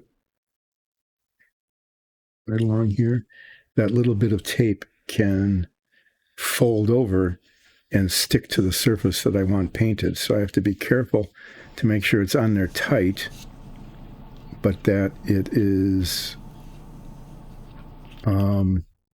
it doesn't fold over. So I'll be spraying down to it, and there should be a really nice clean edge there when I take the tape off. where the red paint is on the outside and not on the inside. That's the plan.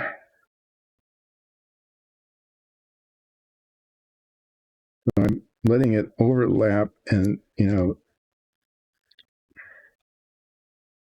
ideally there wouldn't even be any edge showing there, but I can't manipulate it that much.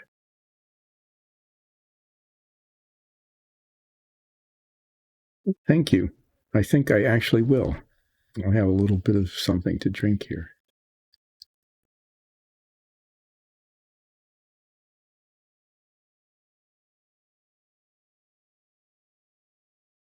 Just to extend as little over the edge as possible, because the less that's over the edge, the less likely it is that it will fold over and stick. There, that was one of those things. What I did was very uncarefully stick my thumb. I was holding this, right? And I stuck my thumb right on this, pushing the tape that I very carefully had it put on there. Yeah. Well done. So I'm going to use these little baby scissors to trim this off here.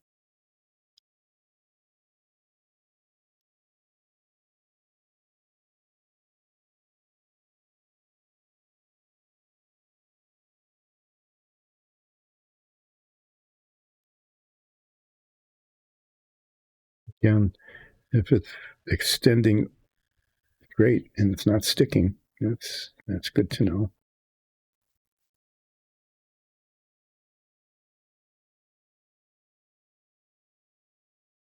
Extends over the side, but doesn't fold up onto the surface.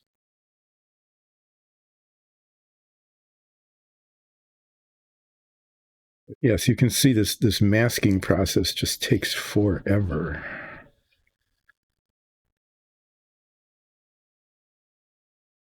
Because I am slow at it, and sometimes my fingers don't work. And sometimes, I can't see what I'm doing.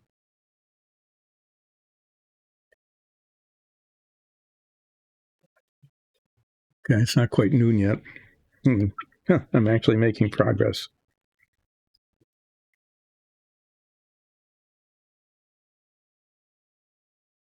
Making progress is less of a feature and more of a bug on this stream. I'm kind of like, oh, I actually did something. What a surprise. But, I can spend 3 hours on a stream essentially doing nothing but sticking little pieces of tape on the edges of something like this.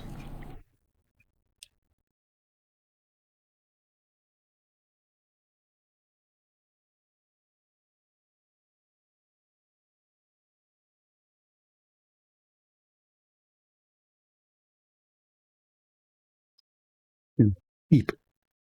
Why do I keep doing that? Right in the same place. Keep sticking my fingers on that. Really, really dumb.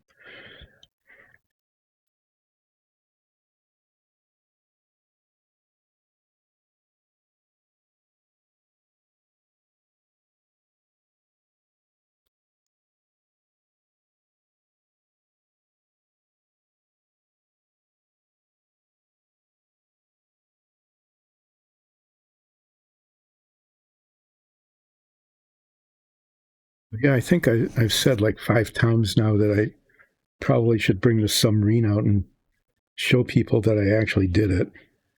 It's way over there behind a bunch of boxes. It's kind of hard to get to, but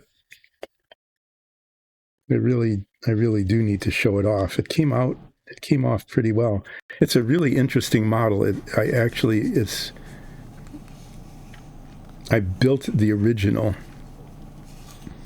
It is a vintage model. I built the original when I was, I think, in 7th grade. It came out in the 1960s. It's a cutaway version of a ballistic missile launching submarine. So the whole model is showing the interior of the submarine, and it just has a lot of detail in it. It has control panels with dials and knobs, and it has tiny little toilets. The excuse me, the galley, the kitchen has a coffee urn, a little hanging meat and stuff like that. Yeah, the detail is amazing, and it was fun and challenging to do that when I originally built it. Okay, when I originally built it in 7th grade, I did not do the same level of painting detail. I mean, I hardly painted it at all, really. And so this time, it was just kind of fun and challenging to do that.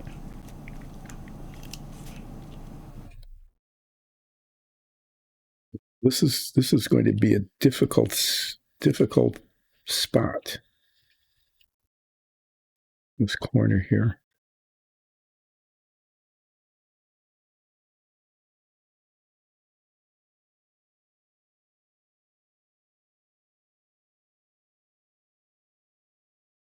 But the level of the detail in the model is actually pretty impressive. And in order to get it right, they don't make this model anymore. I'll just say the submarine model. So I actually had to buy original 1960s models. You can still get those on eBay. A lot of them have been started though, like they're missing parts because, well, they're old, and people find them in attics and garages and stuff. So I ended up buying 3 of them in order to get enough parts to build one. What I did, although there was a lot of detail in the model, it was very poorly made. That is to say, the injection molding was terrible. There were a lot of problems with the injection molding, and so I spent a lot of time fixing parts that were bad, that just were almost unusable as they were. That's where I learned some sense of patience with model building, and a whole lot of time sanding and filing and filling and complaining about how badly made the model was. When I built it as a 7th grader, I didn't notice that. I just glued it together without doing terribly much detail at all. But it was a different story this time around.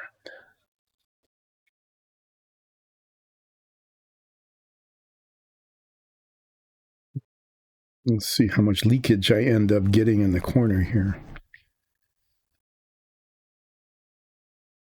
I'm expecting that after I'm done painting the red on the outside, I'll be spending some time sanding down overflow on the inside and touching it up and hopefully making it look seamless. That will be interesting. Yeah, I was actually surprised that I was able to find all of the pieces. Most of the kits actually had all of the pieces, but some of them, like I said, they got started, so they were glued together and unusable. Some of them were painted, but very badly painted. So there were a couple where I had to take the old paint off before I could use the piece. That wasn't always easy. It had to be kind of sanded off because the paints that were used back then were not these nice acrylics like they are now, where you can dissolve them in alcohol.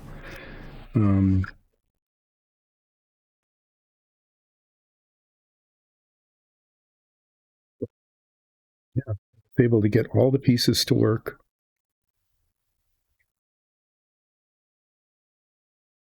Sometimes it took some a fair amount of modification of the piece to get it to fit. The part that I'm most happy about was actually the galley, the kitchen. The this was a 1960s galley, right? Okay, there was some of the tape had folded over a little bit, like I was talking about. So I'm not sure if it was authentically done this way or not, but kitchens back in the 1960s were all white porcelain for the most part. And they usually had like stripes on them around the edges of the cabinets and countertops and stuff. And they were black or red usually. So I put red pinstriping on the cabinets in the galley of the submarine, and I actually pulled it off. Tiny little stripes, and it when you look at it, if you get close enough, you can see it. It actually turned out pretty nice. Kind of a shocking thing, really. This is getting close to being done. You can see I'm getting around to it. The nose, it looks like that nose is going to be a challenge. I might as well do that next. I have this habit of doing the easy thing first, not necessarily intentionally, but I just start there and like a long edge like that where it's just straight. And then hard things like, see the twisty curvy things up here in front? Yeah, then those come later.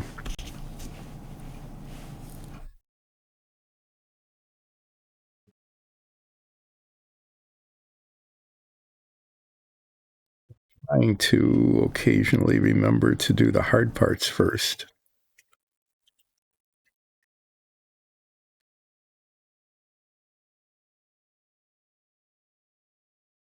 There, they're wrapped around.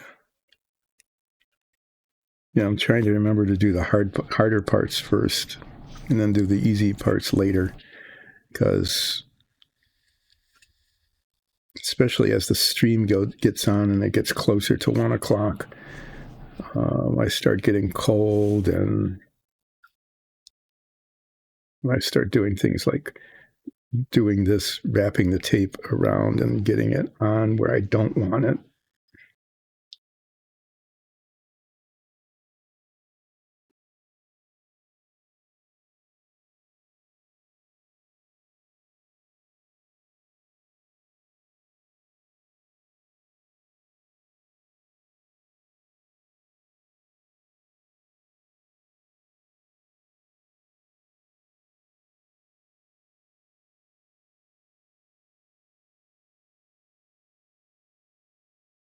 Before I paint this, I'll be, pushing down the tape with my fingers again, and very carefully looking at the edges to make sure that I haven't wrapped it around onto the surface to be painted. There's always the final check before painting, and then there's inevitably some touch up that needs to be made. Maman, are you still here? You haven't been in chat.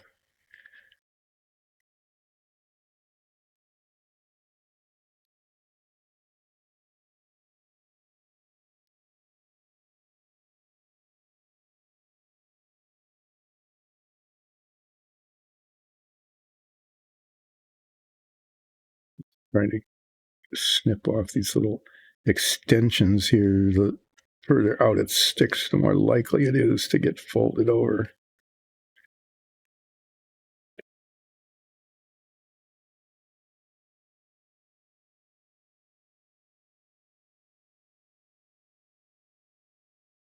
Tape is actually adhering to a very, very thin little line. You can just see it there. There's barely anything there. There's not much of an adhesion point there.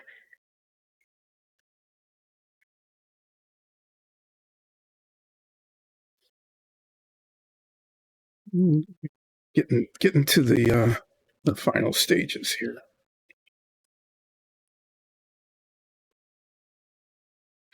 And then I need to cover it up. Okay. I mean, not just taping the edges, but I need to cover up the inside with either tape on tape, or maybe with some paper. I'm not sure which.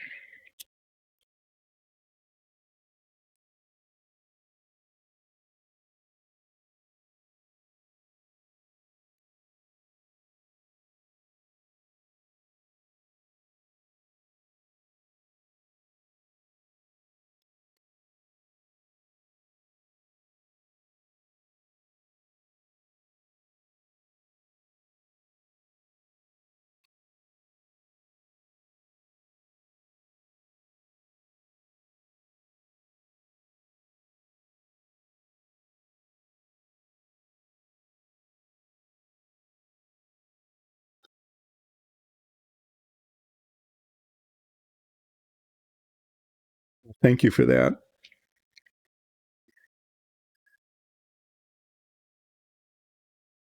I am, I have to say, kind of an extremely boring person. I really am. And so doing things like this, just, I don't know, I find it really relaxing to just to focus in things that require, not too much effort. Like, this is not physically taxing, right? But just requires just focus, just pay attention to it. I find that to be kind of a relaxing thing. And so, yeah, just, I mean, spending an hour putting little bits of tape on a model, um, which, is not terribly exciting to watch, I guess, but, it needs to be done in order to have any chance of this looking decent at all. It's okay. I kind of like doing that. The thing I should be doing, though, is usually when I do this, I talk about old television shows and old cars and stuff like that.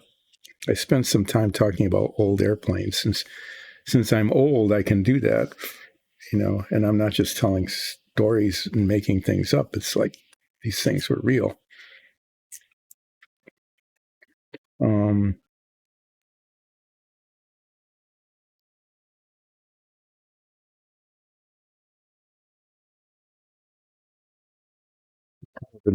I've been kind of running out of things to talk about. So on the last stream, I was saying that it's getting to be near summer rerun season. In the old days, back when there was all sorts of. Oh, you do? Okay.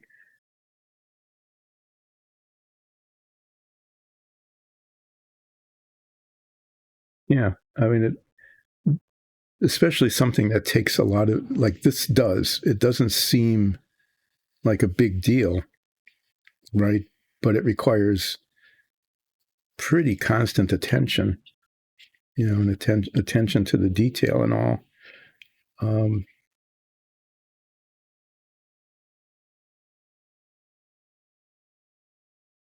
And not paying attention makes it a mess. So it's a good distraction from anything else that might be, annoying you or bothering you. So I guess you kind of understand that. So I kind of like doing this, and not everybody can. They just find it annoying, having to pay so much attention to things. But for me, it works, and it hopefully will make it look good at the end.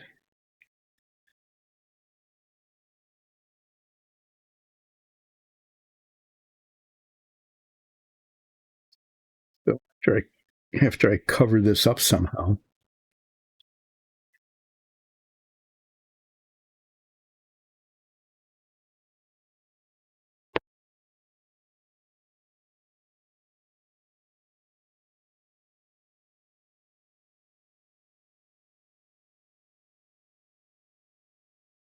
Nice. Sometimes things, like that, they very, very nicely stuck to what I didn't want it to stick to.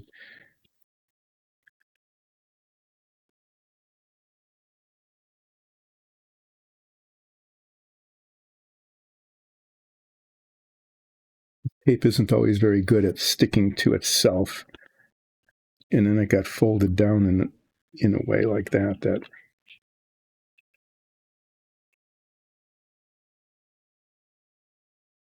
sticks to fingers really well.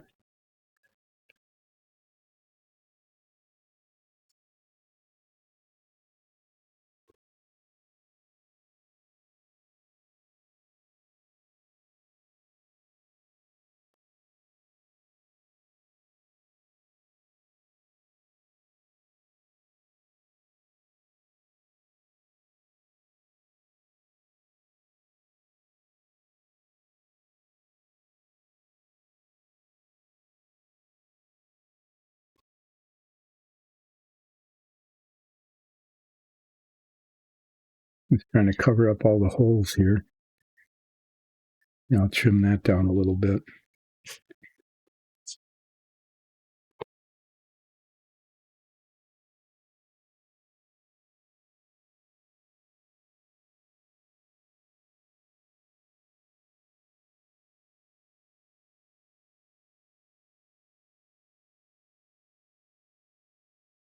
There shouldn't be too much paint getting in like that because I'm going to be setting this down. It'll be set down like that. I'll be painting around it. So I'll be painting kind of down onto it. So there shouldn't be too much getting on the inside, but you never know where spray paint is going to go. Hi, Aman. You're back.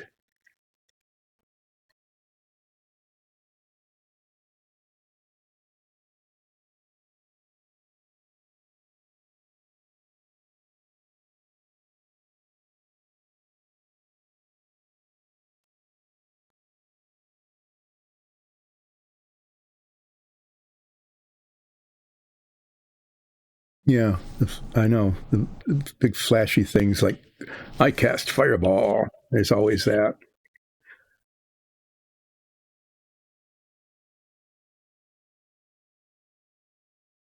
But sometimes it's the little spells. We find that in our D&D campaign because our druid and our bard are both able to, they can do some pretty significant things. But it's the little things like Tasha's hideous laughter. Okay, the crowd control spell. Like that actually are they're more fun to use and they're really effective. They make the gameplay more interesting and fun. I just have to say that you're right. Those kinds of spells, it's nice to have something that can really do a huge amount of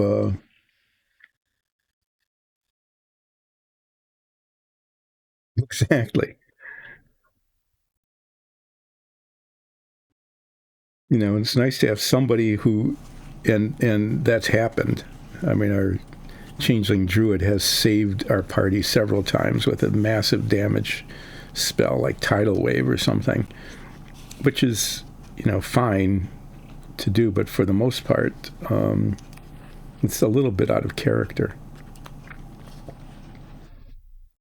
But it's not something that you want to become part in an explicit ongoing part of the campaign or the show.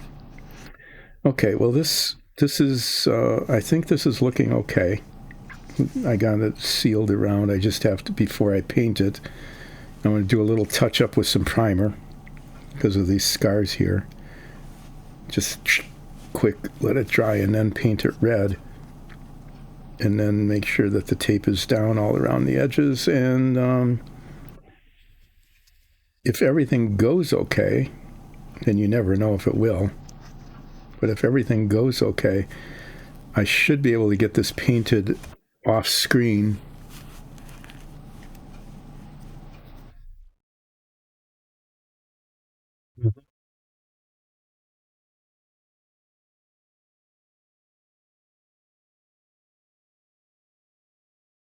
Ah,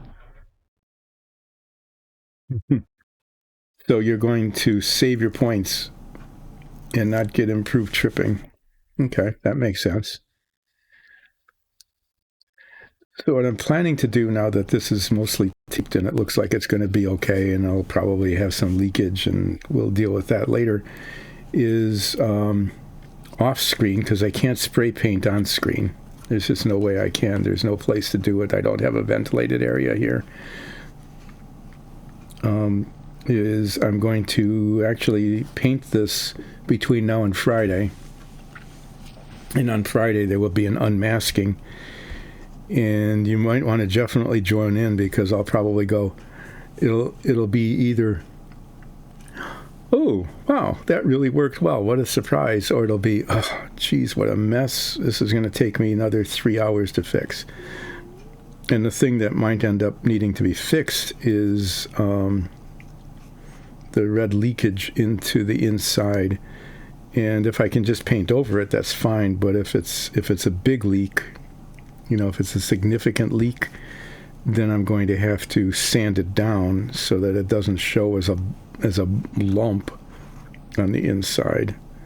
Do a little bit of sanding and then some significant and very careful repainting.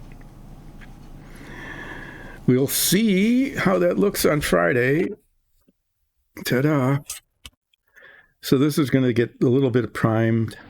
I'm going to prime this piece because this one keeps going. Oh, yes, I stream when I'm here because I've been traveling a bit. I stream Mondays, Wednesdays, and Fridays from 10 until 1. So Monday, Wednesday, Friday, 10 until 1, and that's Eastern U.S. Daylight Time. So right now it is 12:08 our time. Yeah. And I do that then 3 days a week, unless there's something comes up, and things do. I just got back from a trip, a family trip that I had to go on this last week. But yeah, so I'll be back on Friday about 10. Ah, okay. So you're in the Central Time Zone?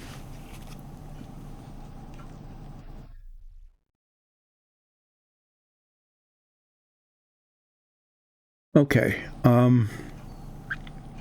So this is going to get primed a little bit to cover that up. I want uniform color. Then I'm going to paint it red. And then on Friday, I'm going to unmask this and either be pleasantly surprised or very disappointed and do some groaning and then trying to fix the inside of this. We'll see how it goes. It's always an interesting event when that occurs. And this is going to get painted red.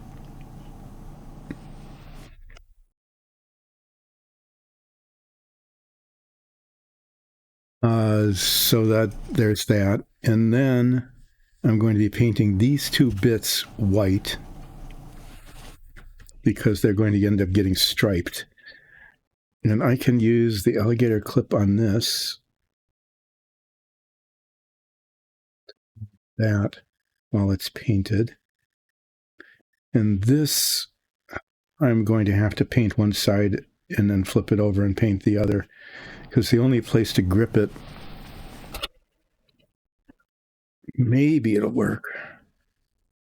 Is that tiny? No, there's barely enough there to grab, and I need the paint to get in the inside. So there's that. So these are getting painted white because they have white, green, and red stripes. And these were originally, the model has decals to put the stripes on, but I want to paint it on up here too, because it'll just look way better painted than with decals. And so I'm going to mask these now. Mask the wing. Okay.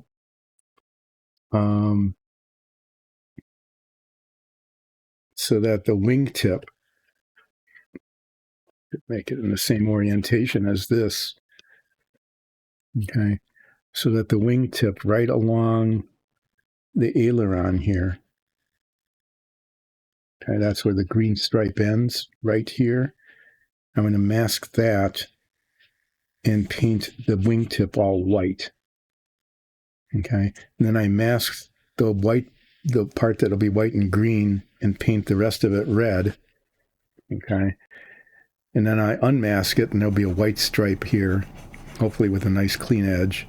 And then since the red white will be on here, then I mask everything except that little rectangle, and then paint that green. And then on the tail, the reason I'm painting everything white is because this part is mostly red, but I want, if I just tried to paint just the white part, just the tip here, I probably wouldn't be able to do that. So I'm going to paint it white first, okay, and then mask this little bit here so the white will stay white, and then paint the rest red. And on this part, it's a little more complicated. I'll be masking, this whole thing will be white. I'll be masking the bottom of it right along here. Okay. Well, right across the top, and I'll paint that red, and then I'll mask the red off. Okay. And paint the green. And that'll take like 4 painting steps, but you know, what can you do? It just has to be done that way. And then, I'm going to go ahead and mask these now.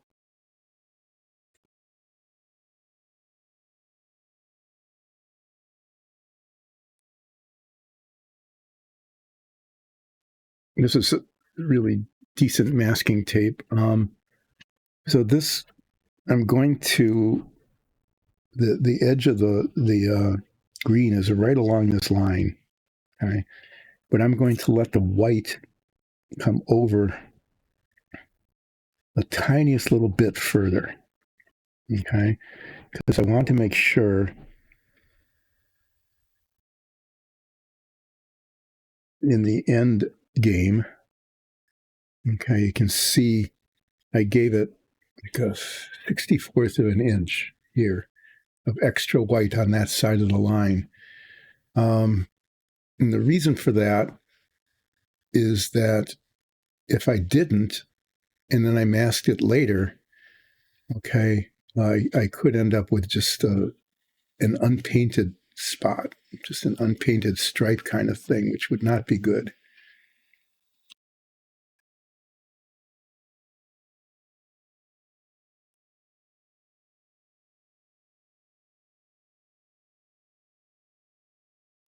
Do the same thing on the back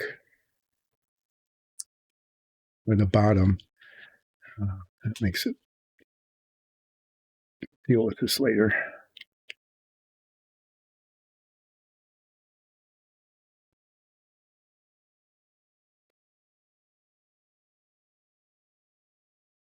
And I'm hoping that this process will actually work. That's what I'm hoping anyway. I want to make sure that this is nice and tight there, so that when I take it off, I will have a very, very, very nice clean line. This is kind of a test of how this is going to work.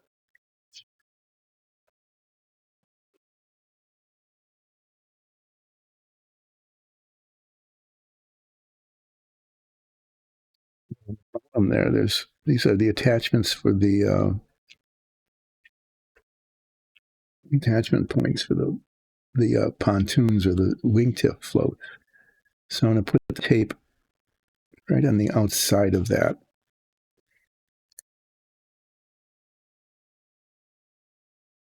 Painting that will be a little bit of a challenge when it comes down to painting the green stripe. But I'll deal with that little bit of a challenge when it's time to deal with a little bit of a challenge.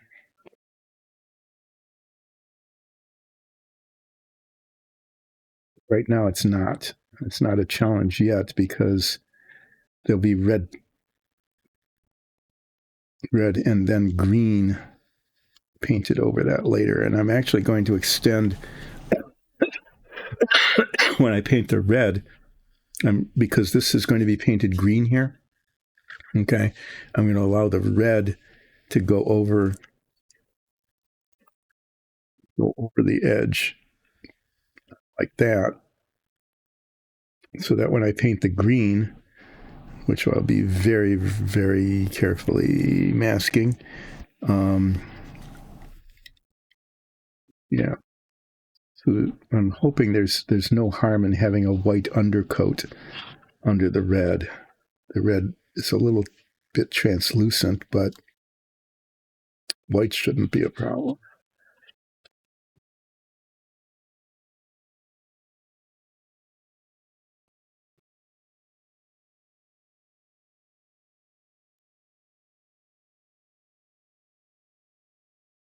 People who are super duper master modelers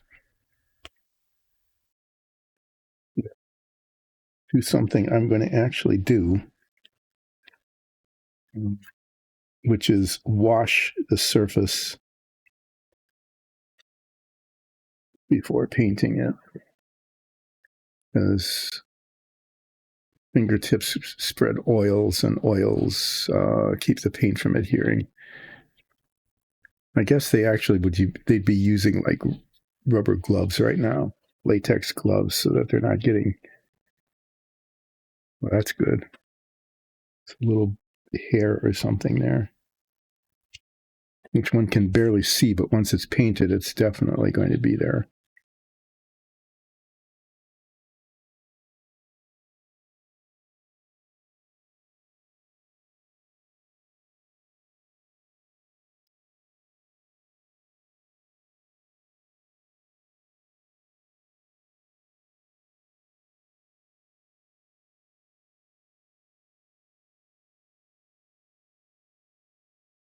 Yeah, I'm gonna be curious to see how this turns out.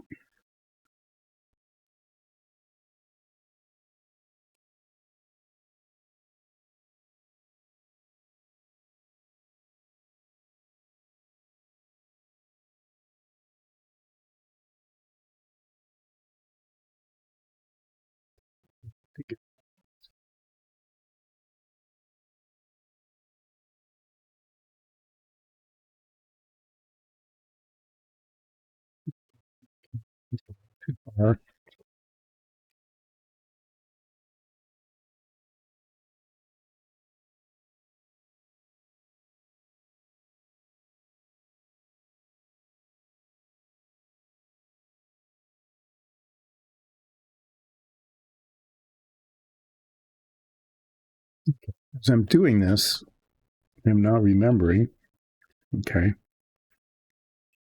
one thing I'm remembering here is that if I'm spray painting this white, I don't want white paint all over this.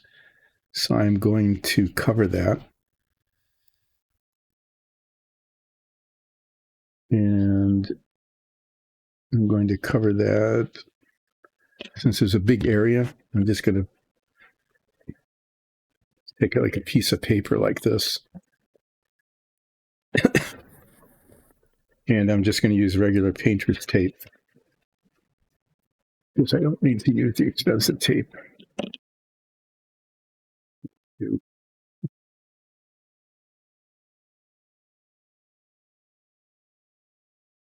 Yeah, great.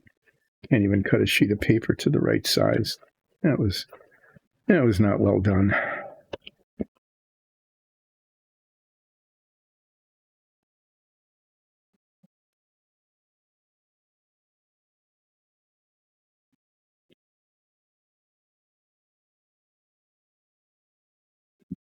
You're thinking, what are you doing? Well, what I'm doing is, yeah, there it is. I'm going to just take some of this,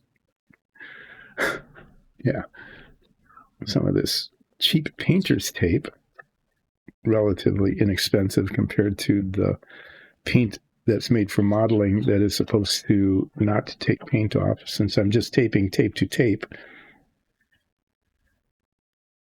You can just do this here and tape that on like that.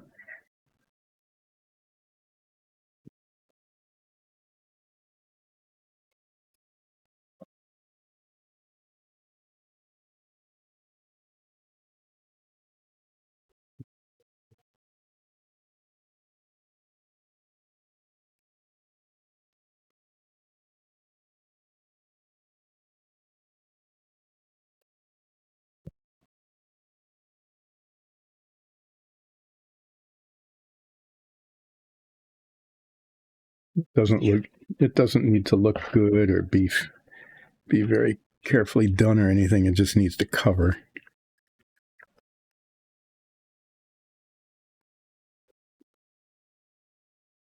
I very uncarefully failed to even put a piece of tape over a piece of tape. Oh my. Oh my. Am I breaking that off? I almost broke the aileron off. That would have been stupid.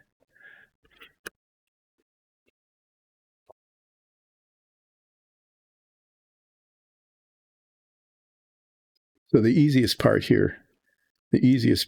of this, which is just covering up stuff like that, I'm failing at.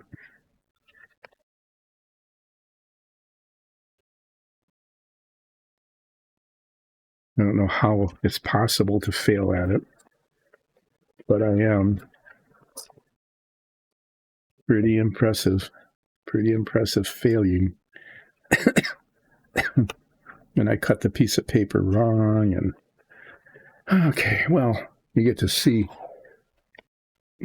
me at my worst here.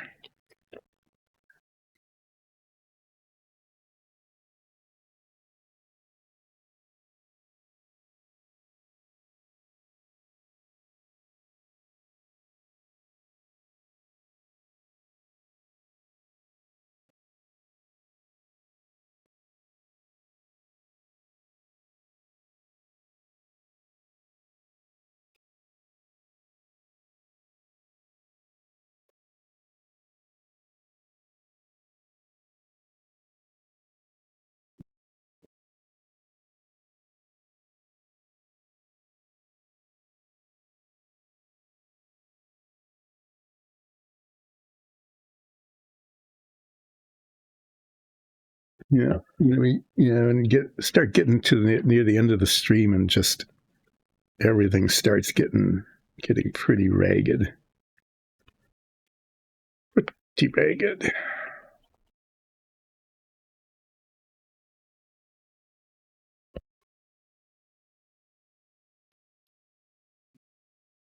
Okay. Well, what's important is that there's a nice clean line here, and that the rest of it is covered up, so that the paint doesn't get all over places where I don't want it. So I should end up with a pretty nice clean line there. It'll be a little bit extending beyond where I'll need it, but I think that will work pretty well for the striping. Looking at this side, I am unsatisfied with this. I'm going to retape that a little bit closer to the edge, where I want the line. This is better. This side is better than this side. I just the tiniest little bit of distance. I mean, just tiny, tiny, tiny. But this will be better.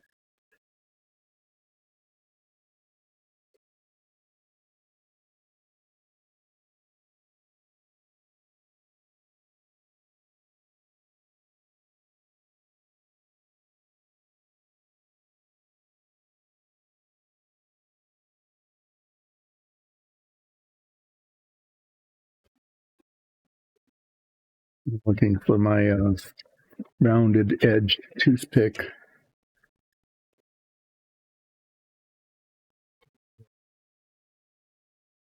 I just want, there's a little raised bit there. You can see it. Okay. Where the float attaches. I want to make sure that the tape is very solidly adhering to that. That's just going to make the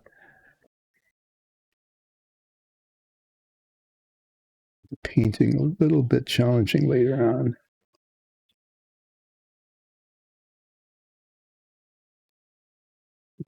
Or a little too far here.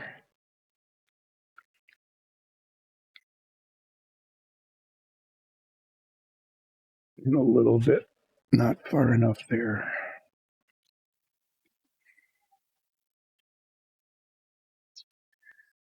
So as I'm doing this, I'm reminded that the best way for me to display my models, because I am far from being a super duper master modeler, is to make sure that no one gets any closer than 18 inches and make sure that the lighting is not real bright.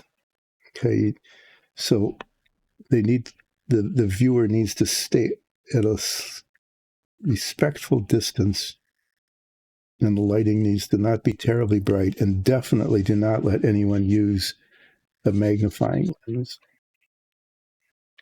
to examine the minute detail.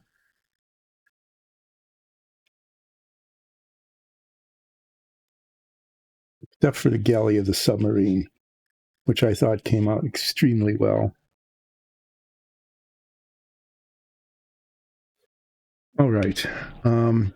So to recap, what I'm going to attempt to do between now and Friday. Hi, Enforcer. I haven't seen you in a long time. How are you doing?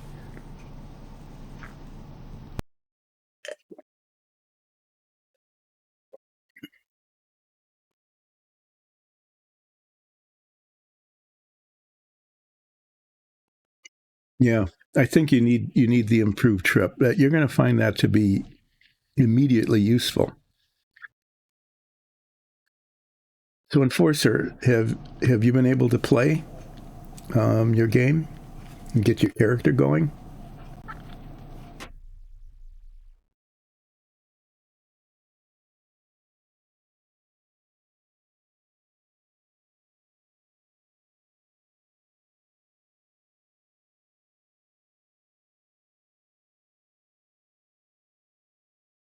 Okay, well, this is going to be, um, yeah, I think this will be okay. I think I got the tape on pretty good, pretty good. I can work with this.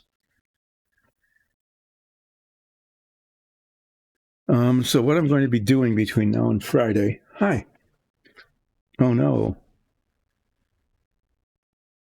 Oh no.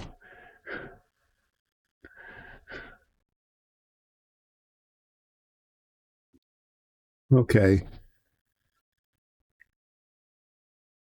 So two of your players aren't getting along, and another one is moving to Ohio? Or what a shame. Oh, you've been working on this a long time and wanting to play and just got going.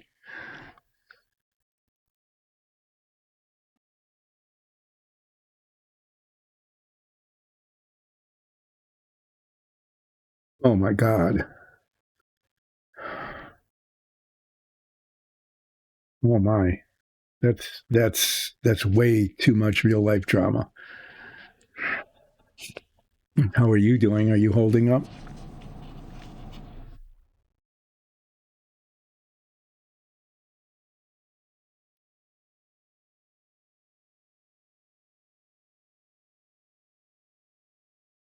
So Amon Enforcer is also really good at character development, and it's a lot of fun and interesting hearing about their characters.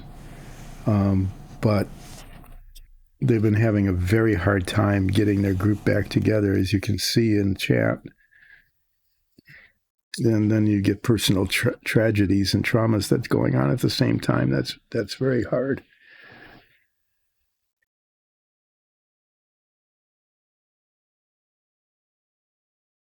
Yeah, I understand.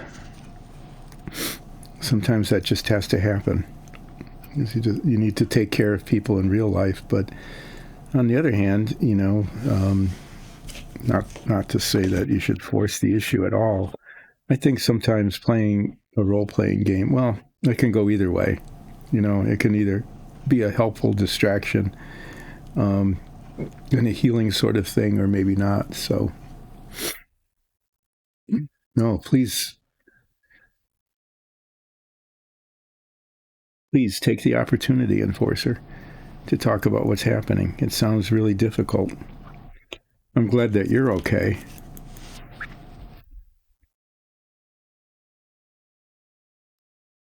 I know this has been really hard and almost, well, for a long time, ever since the hurricane came through down there. And one of your players was injured. It's been a long time of having a tough time. Bring this tray over. I have succeeded in just making a horrible mess of my workstation here. You're just stuff all over the place. I'm just going to shove it aside and deal with it later, I guess. But I want to show you what I've got.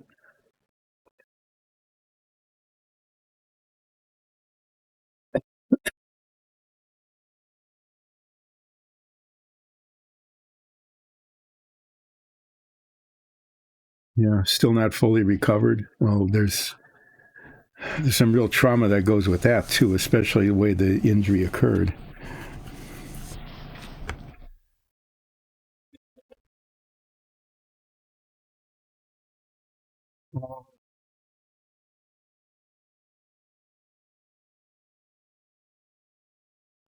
I put my glasses on so I can read the time. Okay, I got about 25 minutes or so yet. That's good. Um, what I'm going to be doing between now and Friday is I'm going to be doing three colors, three painting things. One is I'm going to touch this up with primer, and then prime this piece. Okay, this is the engine cover. And I'm going to prep this soon. And then after the priming is done, okay, I'm going to paint this thing red, the fuselage, and the horizontal stabilizer.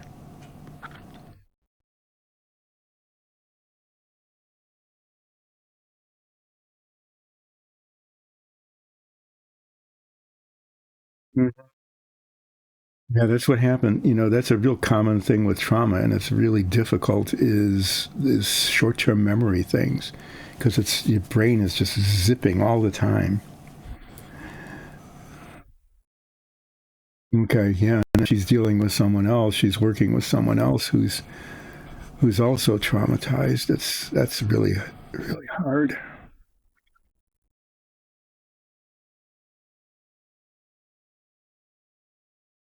Yeah, it's almost hard to go back to this when you've got that thing going on. But feel free to talk about it. I think um, that's good, and maybe even Aman can, you know, chip in a little bit. Um, so yeah, priming, a little bit of priming, and then these two things painted red. This is going to get unmasked on Friday, and it will either be a disaster or it'll be fine. I'm not sure which. After that, there's detail that needs to be done. This ring here needs to be painted black exceptionally carefully so I don't get it on the red that's just been spray painted. And then if I'm successful in doing that, then this fuselage will actually be done and I'll put it in the done box. So it's out of the way until I'm ready to do assembly, which is quite some time ago. These wingtips and rudder and vertical stabilizer are going to get painted white in anticipation of the striping. Okay, so that'll all be white, and then this will get masked, and the wingtips and the rest of the wing will get painted red. And the same thing kind of happens here.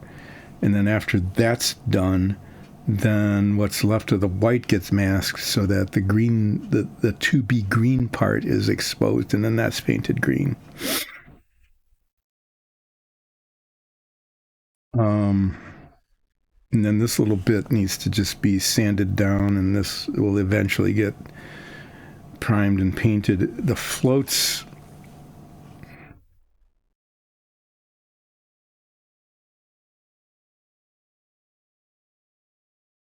Oh, please do, yeah.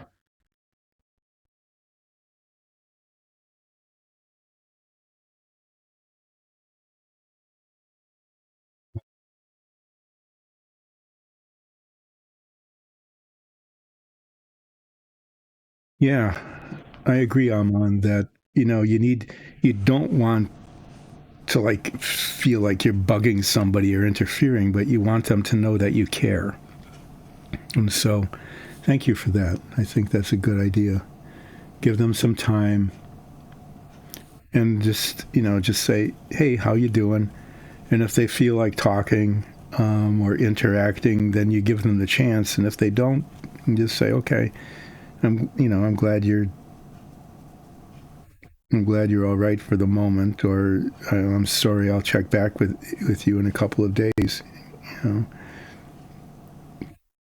but it sounds like you're just a really good friend to people who need somebody, and I really appreciate that.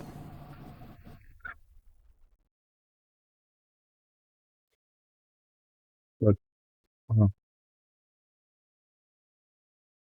yeah, I know, and that's an important thing. Is that if somebody's having a really bad time like that, on one hand, they say, "Well, I want to be left alone," okay, and that's fair. But on the other hand, and this is true too, because I've been through it, and some friends of mine have, is that if you totally ignore them, and then they start to feel like, oh, I'm so broken that my friends don't even want to be near me. And so being kind of as normal as you can without being intrusive, it can be a really helpful thing. Just to, just if you just say good morning, and that's a usual thing that you do, if that's a normal thing for you to be doing, to do that and just leave it at that, just says, yeah, I'm here.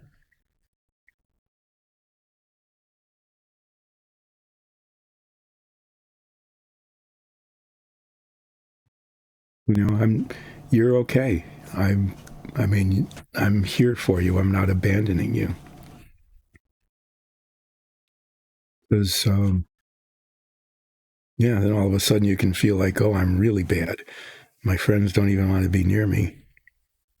So I think you're doing exactly the right thing.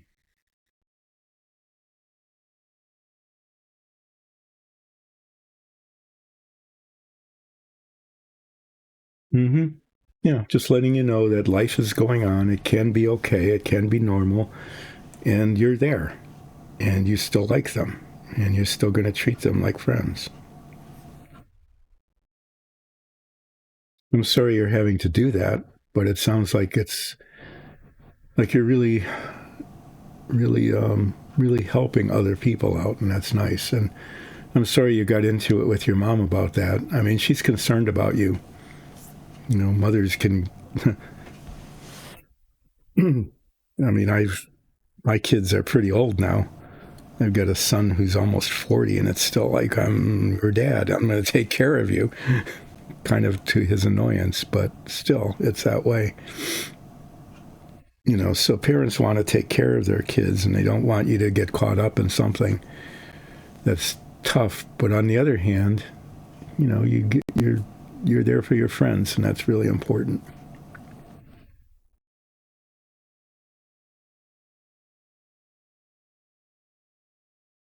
Yeah. So good job, Enforcer. You're being a good friend. You really are. You're being a really good friend to people who need that right now. Um, yeah, so most of what I'm going to be doing a bunch of stuff I hope that doesn't mess up between now and Friday in terms of painting using spray paints, because once again, I do not know how to use an airbrush. I am such a failure at that. And so on Friday, you should see this being read and this being read and this being unmasked and me being, okay, that went all right, or that's a disaster, and this being unmasked. And hopefully I'll have really nice, clean lines so I can be encouraged about the striping that I'm going to be doing. And then I'll be prepping them for these bits for striping. And then these floats, just to get back to the, just not to ignore what Enforcer, but just to explain to everybody who's maybe watching this on YouTube, I'll be painting the bottoms of these that desert yellow. Oh, you are? Do you have people who you can play with it? Are you playing online or with other folks? Magic the Gathering. We have a good friend was who really got into it, and he actually cool.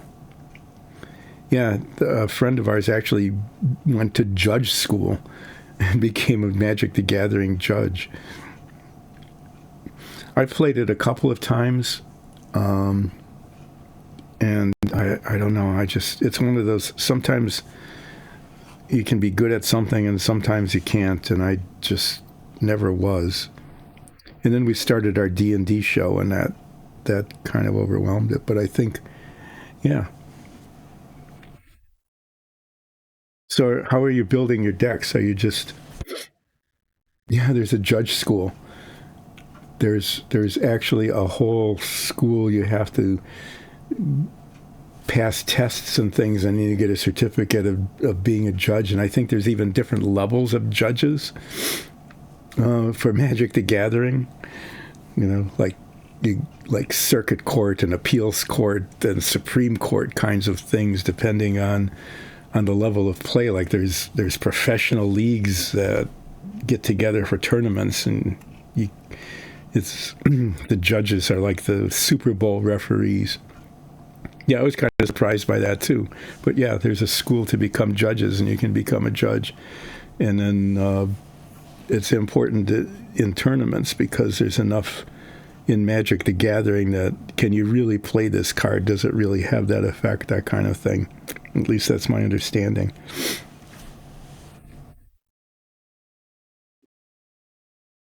But so when you're playing your Magic the Gathering, are you just doing like you open three packs and make the best?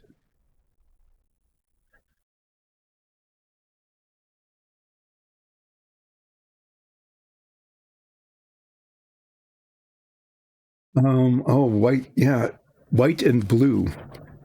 Um, when we were playing it with like Nicole and Alexis, the white and blue deck can be very powerful and very annoying. So that I think that's a common combination. Is the white and the blue.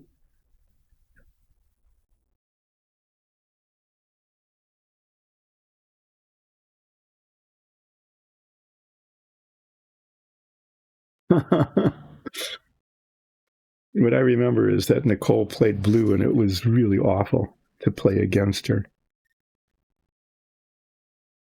But you can do surprising combinations. Like you can play white and mix it with like red or black.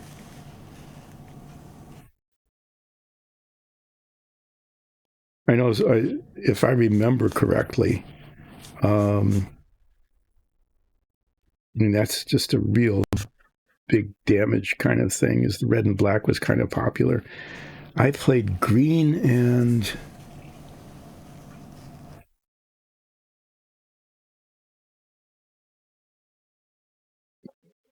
yeah, there is. There is some sort of monster that needs to be exiled. That's really annoying if you got a deck.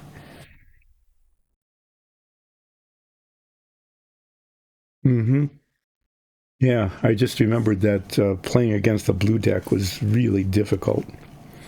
I played green, and I can't remember what I mixed it with.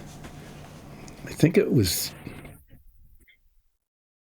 green and black, maybe. I really can't recall. I had just a whole lot of it. Um,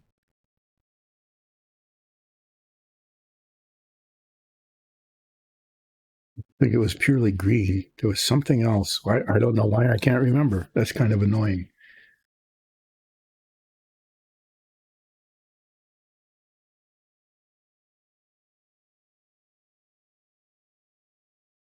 Yeah, people can build overpowered decks. Sometimes, in order to keep the game interesting, you have to just say, this is the level we're playing at, and so you just need to play at this level.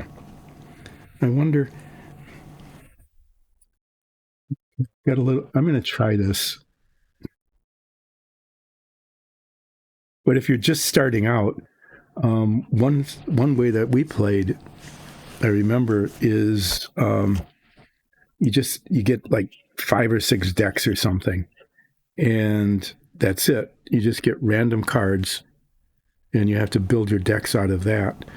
Or another thing you can do, I'm trying to remember how this was done. Maybe I'm on.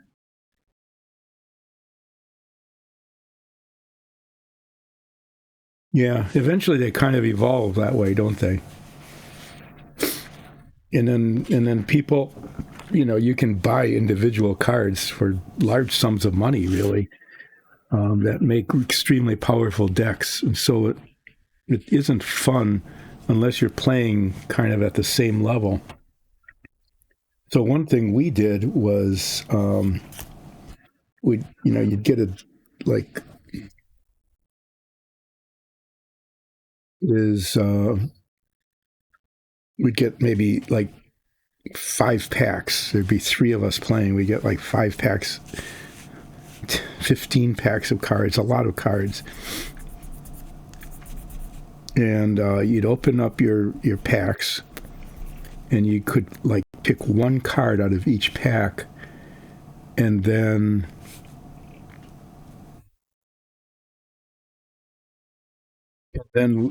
we'd pass them around, and each person would take a turn taking a card out of the big stack of thing out of each other's packs.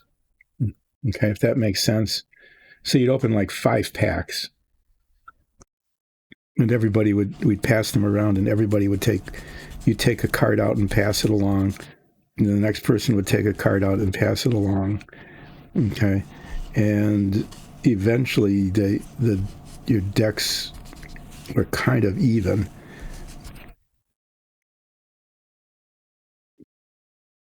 But people can get really serious about the game, extremely serious about the game. And then they build super decks, and the only people who can play against them are people who have super decks.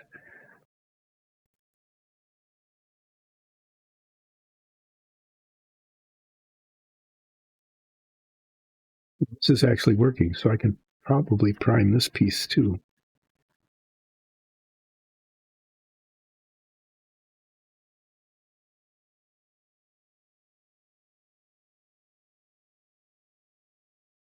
When we were playing it, part of it was we almost got the little time that we did play it, is we almost role played it.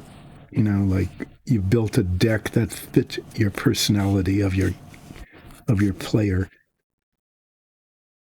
rather than just trying to build something super that was hyper annoying and no one could play against. I guess that's why that's why you have to have judges, right? Because people are taking it so seriously and building these super decks. But it can be a lot of fun if everybody's playing at the same level, with like random build decks, that kind of thing.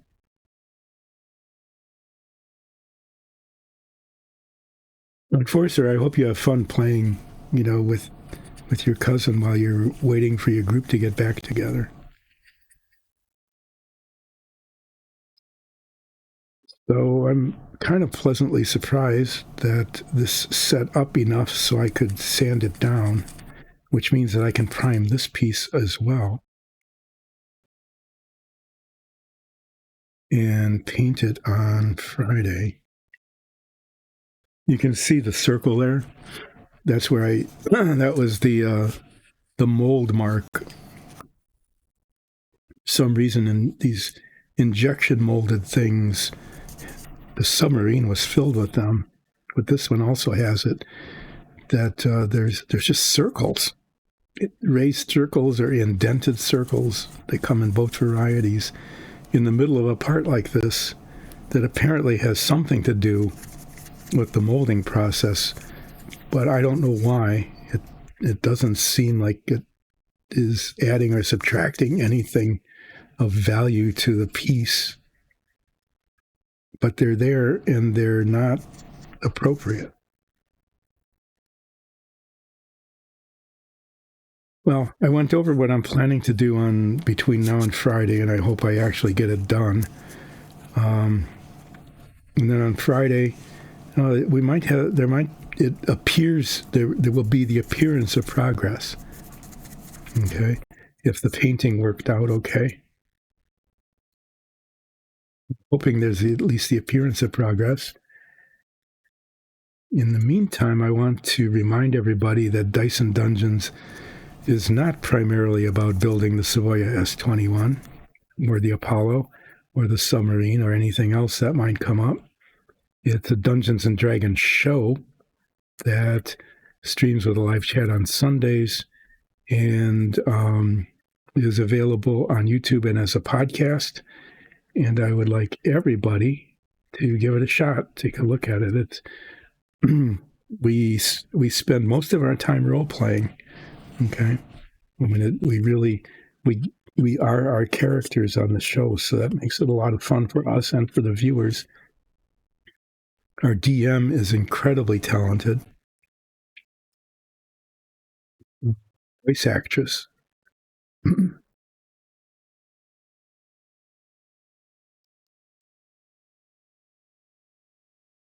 Yeah, I agree that improved trip is a really good thing. People underestimate the value of crowd control in combat. It is really important.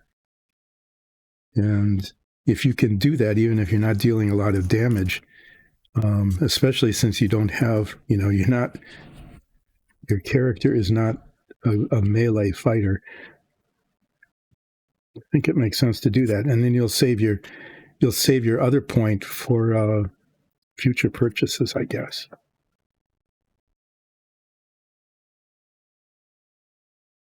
Okay, I'm just going to polish this then.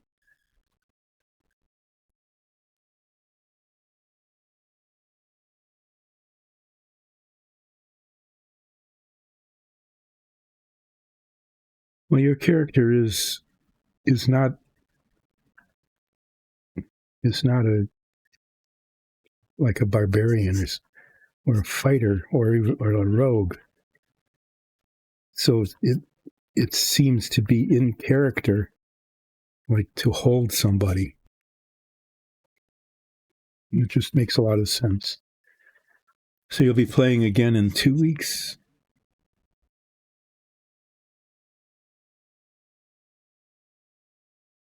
You made a streaming table. Who? Oh, you are. That's right. You're planning to do it. So you stained your table.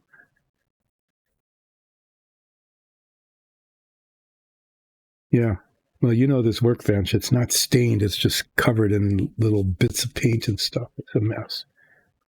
That's why I put a piece of cardboard down. Okay, so this is ready to go. Yay. I accomplished something I wasn't expecting. One more thing I need to do. Sorry, I'm getting on screen.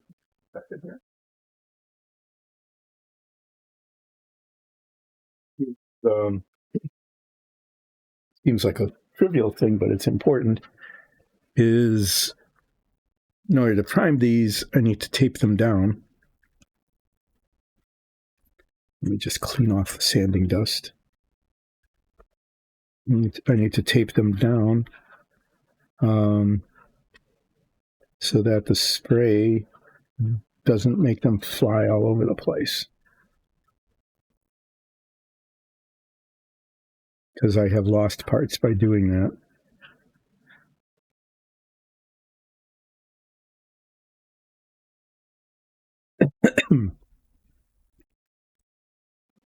And by taping them to this piece of cardboard, then I can rotate them as necessary to get the primer on it evenly and also not have them go flying halfway across the room.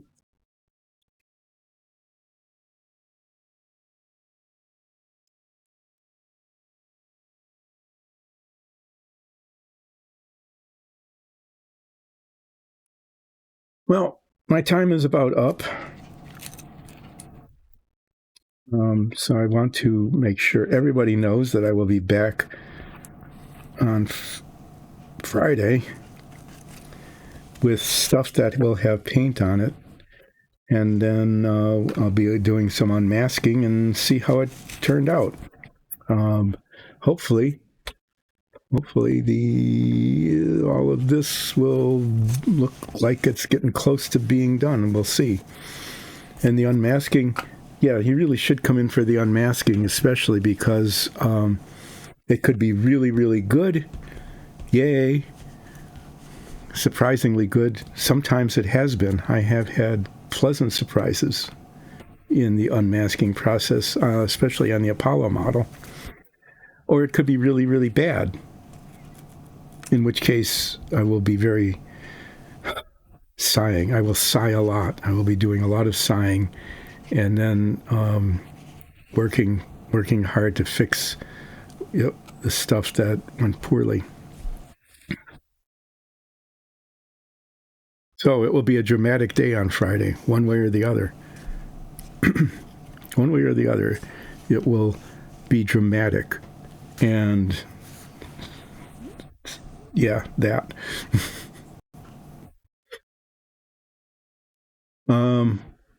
Thank you, Enforcer, for joining in. Thank you, Aman, for sharing the development of your character and how your stream is going. Enforcer, please take care. And yeah, I hope your friends are okay too. I hope to see both of you again. Well, I will be seeing your chat anyway. I won't be seeing you, but I'll be seeing your chat on Friday, and we'll see how this is going, and also how things are going for you. And it was good to see you again. Hopefully, you'll drop in on Friday and make me do a flip. But I need to go. Time is up. I'm doing dog watching this week. It's time for them to go out. To go out and go so that they don't go in. And I also need to clean up here a little bit. So I need to clean up a lot. I can't believe what a mess I made in a short period of time today. But thanks, everybody. I'll see you on Friday. Take care.